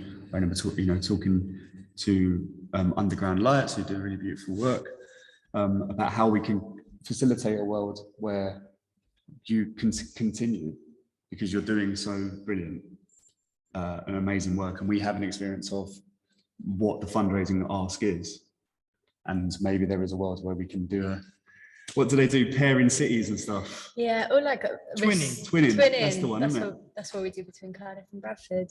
But also it's like, yeah, the big organizations, maybe it's their responsibility to introduce people to each other as well, like I got introduced to Paul Hamlin. I didn't know who they were. I was a kid from a council estate. Who's like, National Theatre Wales were able to like broker that. So come on. Yep. Okay. Done. Sorted. That'll be an article in the Stage tomorrow. Chris Sonics commits to this. No, but we should think about how we can holistically do it better, I think. With that though, what are the challenges that you're facing right now? I mean, I appreciate that I'm not going to say the P word, but that's happened. But the more pertinent word is the T word, the Tories, and they have been quite difficult for our institutions. So what are your main challenges, and is there anything that people can do to help, or do you need big holistic change? I mean, we don't have core funding. We did have core funding, and then we got cut. And actually now having core fund, this was from the Arts Council, having core funding from the Arts Council now is much more administratively complicated than it ever used to be. So maybe we dodged a bullet there, I don't know. But I think the challenges for us, we also run a group for autistic adults, which was very successful in its early years. And so this is a very common experience, which is you can get funding for things that are new. But if you want funding for things that you've established and they're ongoing, then that's a lot more difficult to come by. So that work at the moment is being done completely voluntary. Nobody's getting paid for that work. The challenge in terms of prison, avoiding the P word, is really getting back in and seeing how things are. Do you know when that will be? Well, we've been back in. Yeah. They are open, but there's always within the system, there are always hurdles. So for example, you have to be security cleared to work in a prison. So artists go off and they get a security clearance, and that normally are supposed to last for 5 years. But because of the pandemic, people didn't go into prison, And now all of a sudden, lots of artists are being told, well, because you've not been in prison to a prison for a year, then you've got to go and get security cleared again. So they are just kind of, and that's the system. I mean, that is the system that we work in, which is bureaucratic, overly bureaucratic. And they're an annoyance as much as anything. But I think longer term, you're always, it's the struggle, isn't it? You're always trying to make the money. You're always trying to earn a living.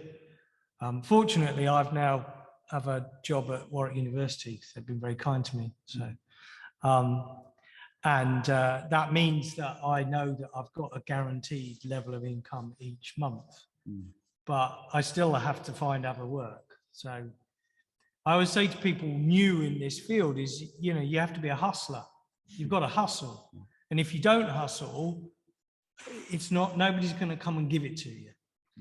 So, yeah, I mean, that's just a constant challenge, I think. Yeah, that was before anything, wasn't it, really? Yeah, it's, it'd be great to have a benefactor, a very, very rich benefactor, but, even the rich benefactor might want certain things, and then sometimes there are conflicts that occur with that. But it all comes at a cost. Yeah. How about, what's the challenge? There are quite a few, obviously, like we're talking about, like, really having a steady core team, but like are being paid not only like as freelance, because currently we are all freelancers. That's one of the challenges. And actually, like our model of working, making it sustainable, but it's all associated to finance. But it's this also, there's this thing around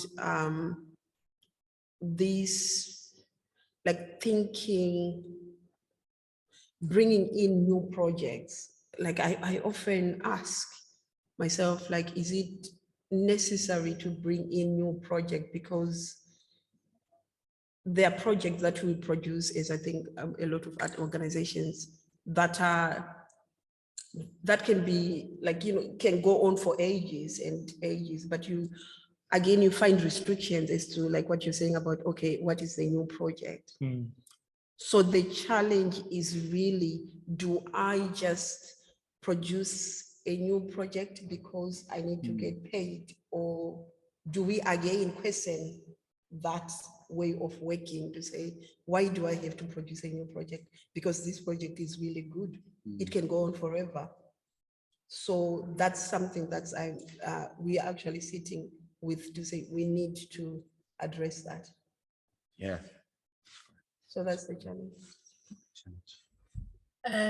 Challenges, I think, are the obvious ones like capitalism and neoliberalism and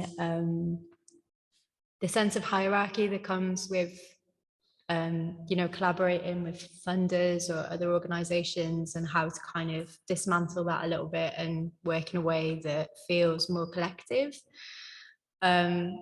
And then on a very personal one, I just had a baby. So this idea of like what my role completely shifts again, and my responsibility shifts. So all of a sudden I'm a mother in the arts with like 50% capacity, whereas before I'm operating on 200% capacity. Like, I don't know how that works or what that's going to look like, but I know it's different and it feels different. And then obviously the landscape in Wales is very different to England, and our company sits in both countries, and we're trying to understand how that funding landscape can work in both places. So in England, we're co-funded, in Wales, we're not.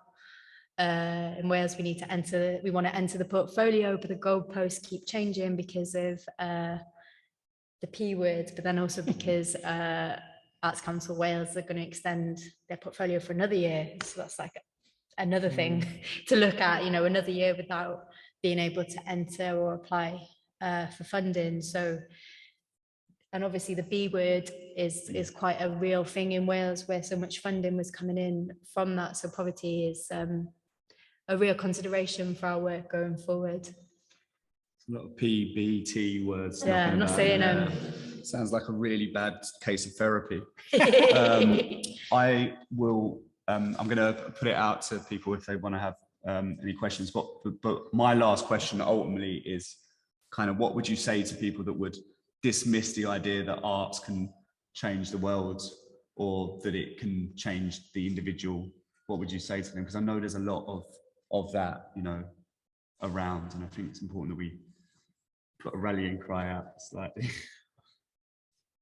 I don't know what you can say to them. I think you have to show it to them.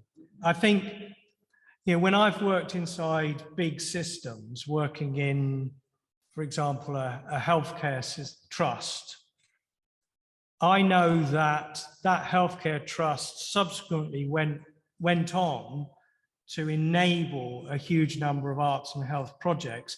And that's because the chief executive was in a workshop and they experienced something about art within it. And that's how they understood it. And it's the same with in prison. You get prison officers who are very skeptical, you know, treats for cheats, you know, but then they come along and they see what happens and they start to get it. And then they start telling other officers that, you know, this is what's happening. I think they have to experience it, really. I would say making theatre and telling stories is as old as time, and it's all we've got left. Because if you don't do that, if you don't connect with each other, what is there? I don't know. Sorry, that's a bit of a loose statement, but like, I don't know. Connect with each other, what is there? That could be a strapline for a funding application. You can have that one. Oh, thank you. I will.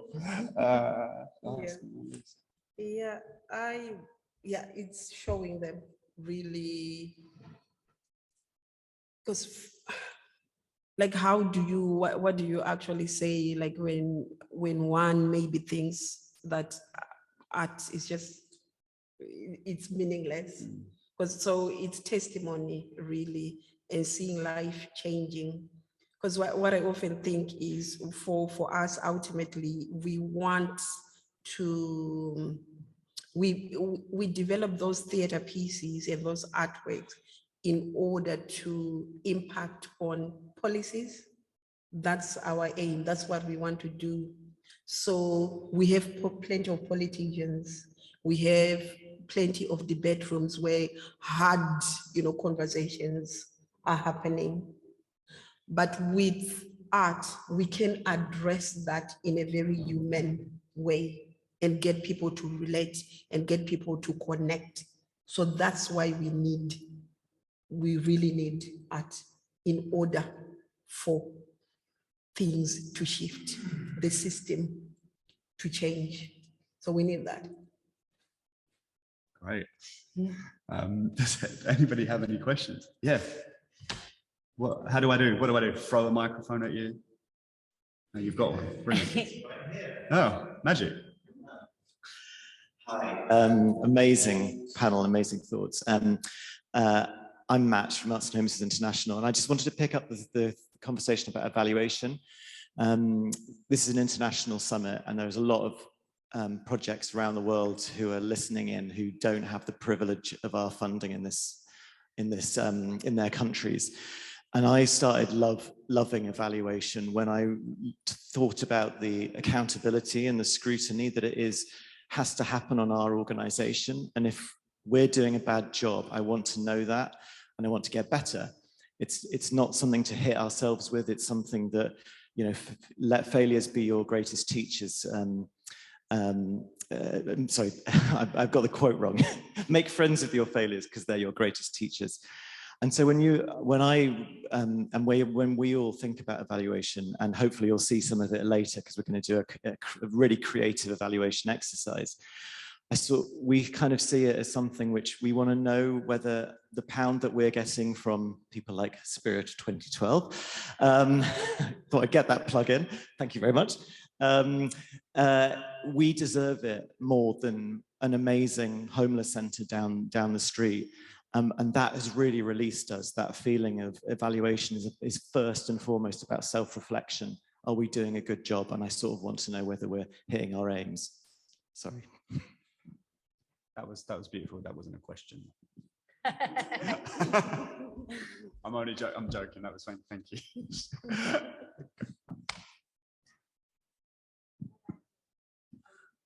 Hello, so I'm Emma from Underground Lights. Thank you for the name check there. Right, international. Yeah, thank you. So I was thinking about your discussion about funding, and thank you for that. It's a lot of points were resonating. I was thinking about Laura's point about if you're a really small grassroots, often lived experience organisation, and the challenges of getting funding. And I guess this is less a question, more reflection, but thinking about, I suppose, participatory grant making stuff. So in the same way that we have conversations about lived experience within projects, within art, within organisations, it feels like there are some structures that need to change within the grant making system itself so that people are able to make the decisions about who gets that money, and more people with lived experience doing that. So I just wanted to kind of amplify the point you were making there. Actually, Arts Council Wales have started to do a really interesting thing where, so one of their ideas for the portfolio is that they'll get a group of local people to review business plans first, so they have to be in the language of people rather than the funders. So that's quite interesting. I always thought that we should get people back in the big theatres on the boards that are like carpenters or plumbers. Do you know what I mean? People that have no idea what theatre, like people that don't historically engage with those theatres. Yeah, just to be like, what is this? Yeah, definitely. I like that. It's really good. Thank you for giving me the opportunity to talk and share my poetry. In the past, I've seen different projects and different events happen. How do we maintain this? So how do we maintain the project which is happening today and going further so that it's not just a 2-month thing, a one-off thing, so that it's stable, so that it carries on? That's my questions to the panel. So how does something like this week?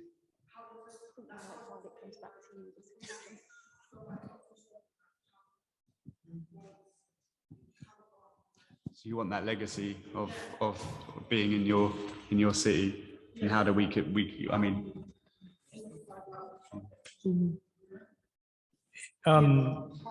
in the end, it's because people decide that they want to maintain it, to continue it.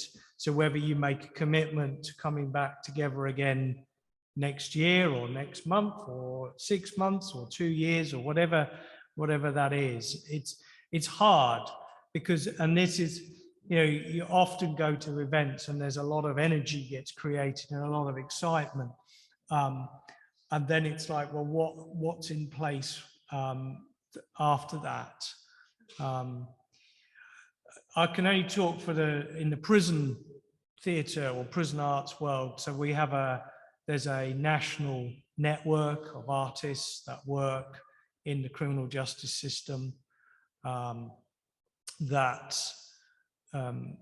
is funded by the Arts Council. It has an identity of its own, and so part of a lot of the lobbying that goes on at a government level is driven through that network. I'm less familiar with the networks which are specific to arts and homelessness, but I'm guessing that there is a network. So that may be one way to go. And also figuring out what it is that you would like to do. What would you like to do? And then be a hustler and make it happen. That's. I felt like you was going to say something. No, that's a question that I also have, and we try to kind of like within our organization, whatever projects that we produce, what we try to do is to just weave through the common goals that are within the projects. So that's what we do, because that's something that's always on our mind, to do with legacy. So it's what's the common goal, and whoever has participated, how do we follow that through, which is quite challenging at times as well, but it's like something that is there always in the back of our minds. Yeah. I think Flo was pointing out, Stuart, there you go. Sorry, it's me again. I'm just responding to that question.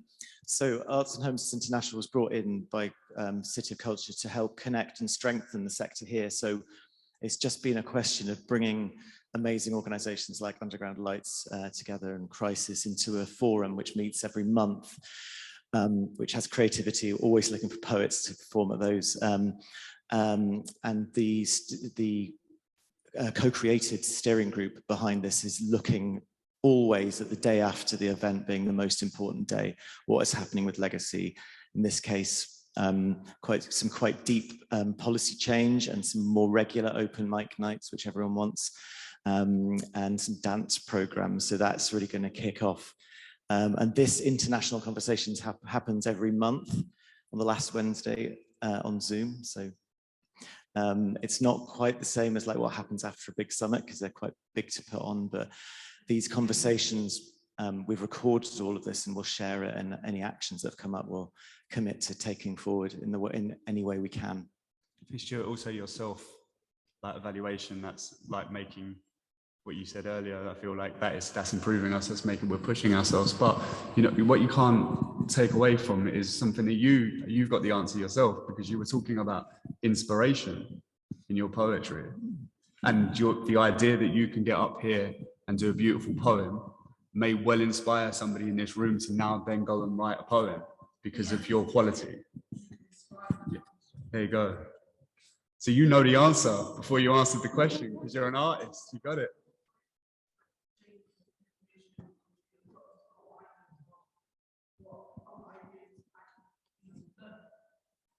It's beautiful.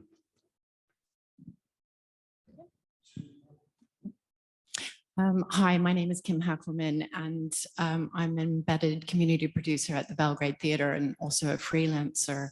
And just wanted to say that at the Belgrade, we have something called springboard companies, and Underground Lights and Myoko are examples of those. And those are companies that are emerging that we support through our springboard program. One of those companies early on was a company called Strictly Arts, and the artistic director of that company, Corey Campbell, has just been appointed as creative director of the Belgrade Theatre. Oh, big man Corey. And so sometimes change does take time. I think that you mentioned that it takes time. And I think it's important sometimes to point out, you know, those things that have happened, that have taken time, so that we can look back and see those processes that happened and the scaffolding that was in place to enable those to happen.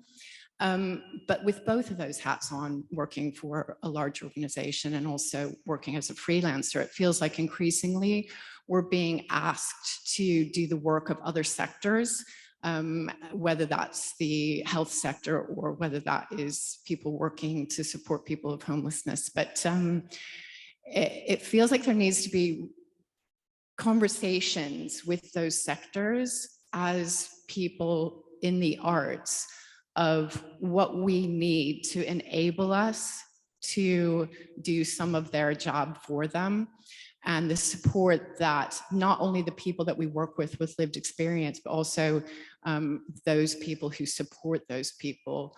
And I just wondered how you feel like we can sort of join our voices together to have those conversations, as it feels like we march more and more toward an American model of the arts, with funding shrinking both in the art sector and in other sectors. I think one of the ways that you have to do it is you have to go and talk to those agencies, invite those agencies to come and see the work. Whether it's that you're using art forms as an advocacy tool to present to those agencies. So we were commissioned to do a show at the beginning of last year, which was about exposing the myths of rough sleeping. And the commissioners for that, then they brought all of the people that they wanted to see that work to see it. And I think that was quite successful in terms of shifting some people's opinions about, lifestyle choice and various things. But equally, I've spent my career kind of engaging directly with agencies, because if you don't, you can't do the work. If you don't talk to the prison, you can't get into the prison. It's not gonna, so I'm quite comfortable with talking to professionals who aren't artists about the art and what it might be able to do, both for the participants, but also for the agencies. And I think that's, you have to just continue to do that. But I also understand the issues around the dangers of getting sucked into doing too much of their work, because that's problematic. That's a problematical situation. I don't know if we work with partnerships in that way, the same way as you do. We're a theatre company and we create theatre. We collaborate with people with lived experience, and sometimes that means working with the agencies that they work with too. And often, I guess our collaboration is seeing agencies come and experience the work, so they have a deeper learning and understanding of the subject matters that we're talking about. The library that is near my house is basically, my partner worked in libraries for 15 years as a librarian. And in Wales, they turned into places that are not just libraries, but they're the welfare office, they're the housing benefit office, they're the youth club, they're the mosque, and they're the police station. And it's been absolutely detrimental to all of those services to be housed in one space. So when you go to the library now, this sacred space of imagination, of escape, is now shared with the housing benefit office, where you watch people lose everything. And I think that's a real lesson for us all in taking stock of how much we should spread ourselves, and if we should be sharing all of these responsibilities. Let the experts deal with it. Yeah, I agree with you about, shared responsibility. And I think there's something as well about language, the language that we use in those spaces, and having a central place, I guess, like a central organization that can connect the dots from, let's say, the NHS, homelessness, the arts. And then this could be like the central place where we all connect in our specialities, and we have a shared resource from that central point. Because at the end of the day, we are trying to do the same thing. That's what we're trying to do. When we go to the hospital, it's about wellness. Homelessness, it's about humanity, wellness. And that's what we're trying to do again in the art. So who can be that person who holds that space and connects us together, and then we start to share the responsibility somehow. Time, but I believe we've got one question at the back, and I've got one on Zoom. Okay, I'm going to say one word, which is tell a vision. So tell a vision.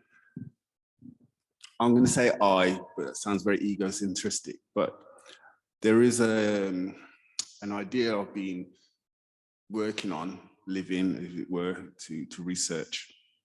And what I need is somebody as a commissioning editor, or even somebody to just like sit down with me and like literally fathom out this concept which I have, which I've been writing for years, over 40 years. So there is quite a content. And while this, because I'm like dyslexic and things, right? So pictures and stuff. So what I've been doing is capturing like little bits of pictures on my phone, you know, when I'm dealing with people. But anyway, back to the television side of things.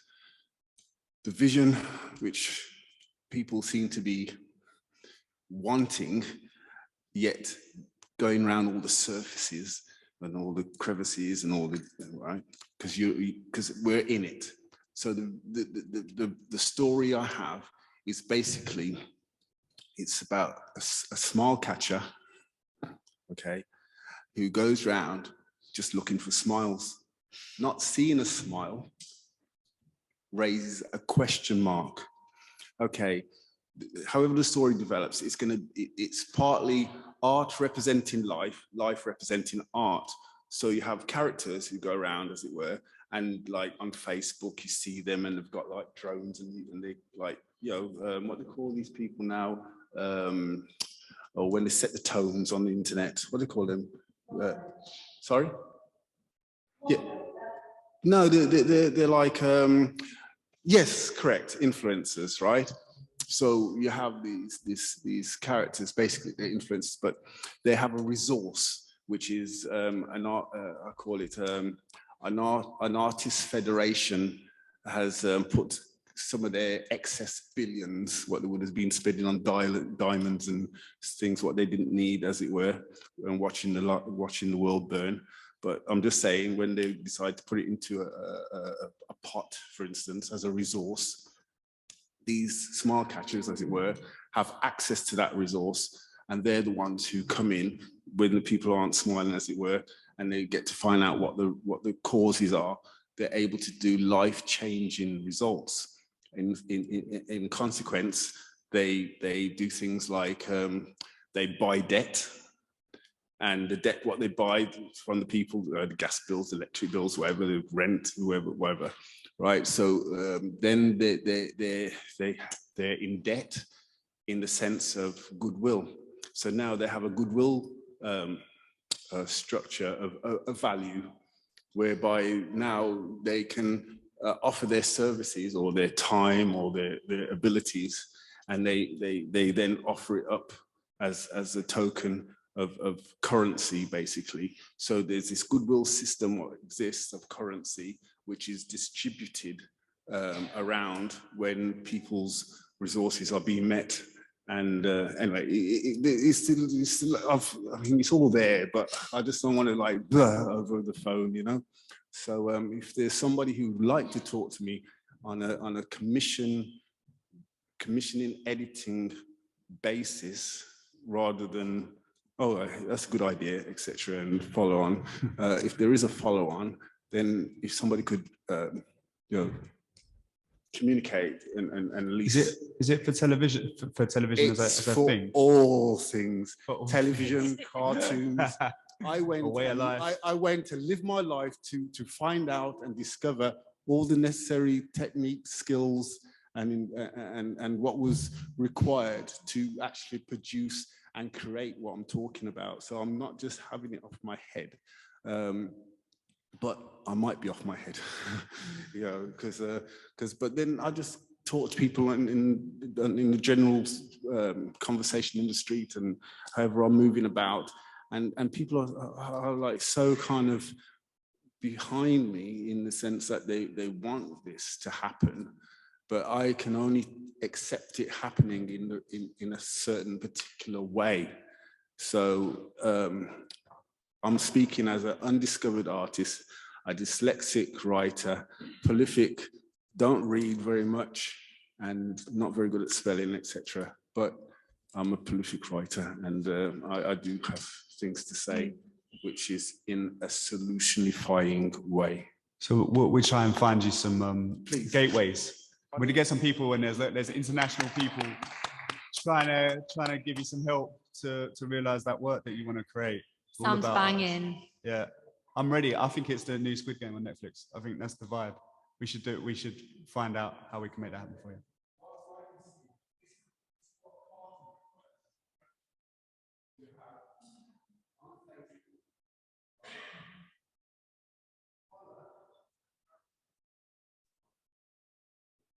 Can me and you have this conversation in a minute? And we'll talk about your vision, because that would be wicked. And then we'll go on to that. Tell a vision. Nice. Come find me. We've got one question, I think. I think we should wrap up because we're running out of time. Sorry to that person of the question. Yeah, I'll send them my apologies.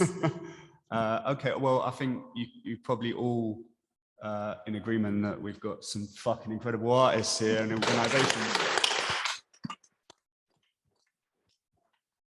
Thank you so much, everybody that came to this today on behalf of Arts Homelessness International and Global Citizens. And Claire's going to do something that's much better than that. I don't know why I'm doing this. Bye. Yeah, we're not done yet. We've got one final performance. So I'd like to invite Nav Man to the stage to perform her piece From Ghost to Queen.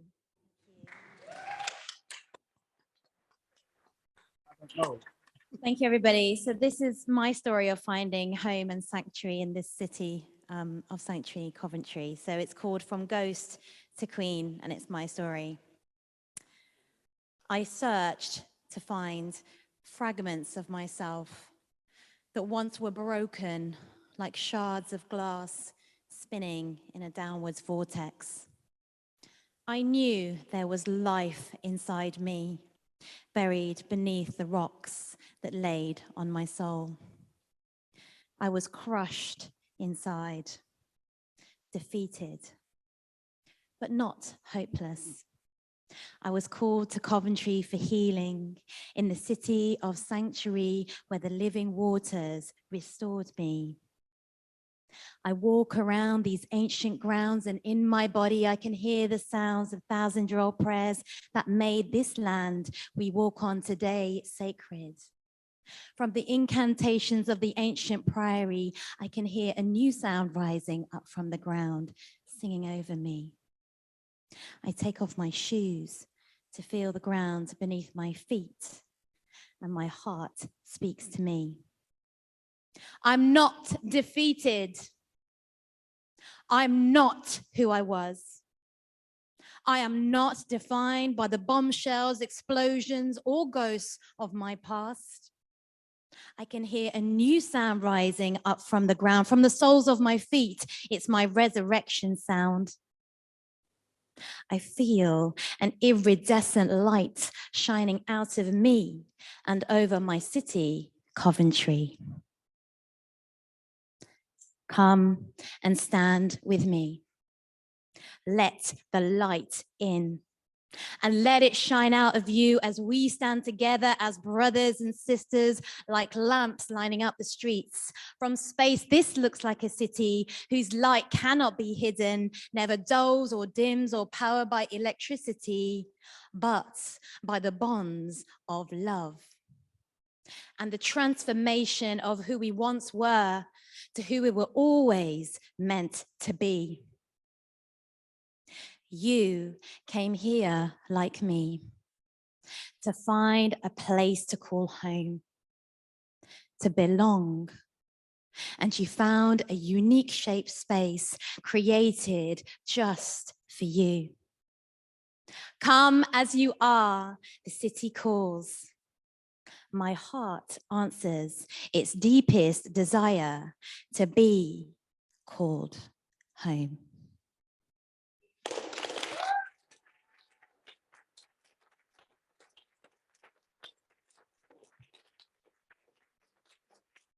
Thank you. Thank you, Nav. That was a really brilliant way to end our session.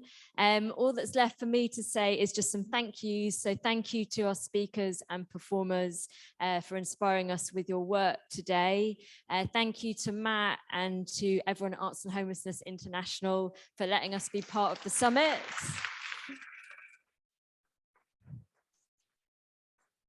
Thank you to our partners, City of Culture, the Belgrade, Underground Lights, Choir with No Name.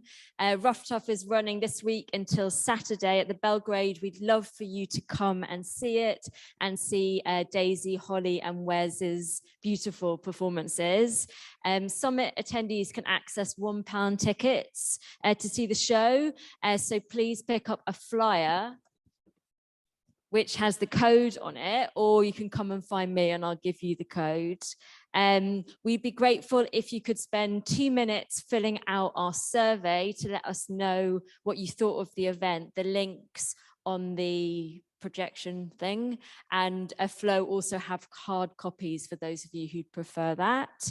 Thank you for coming, and please do stick around for the final summing up of the summit, which is happening here right now.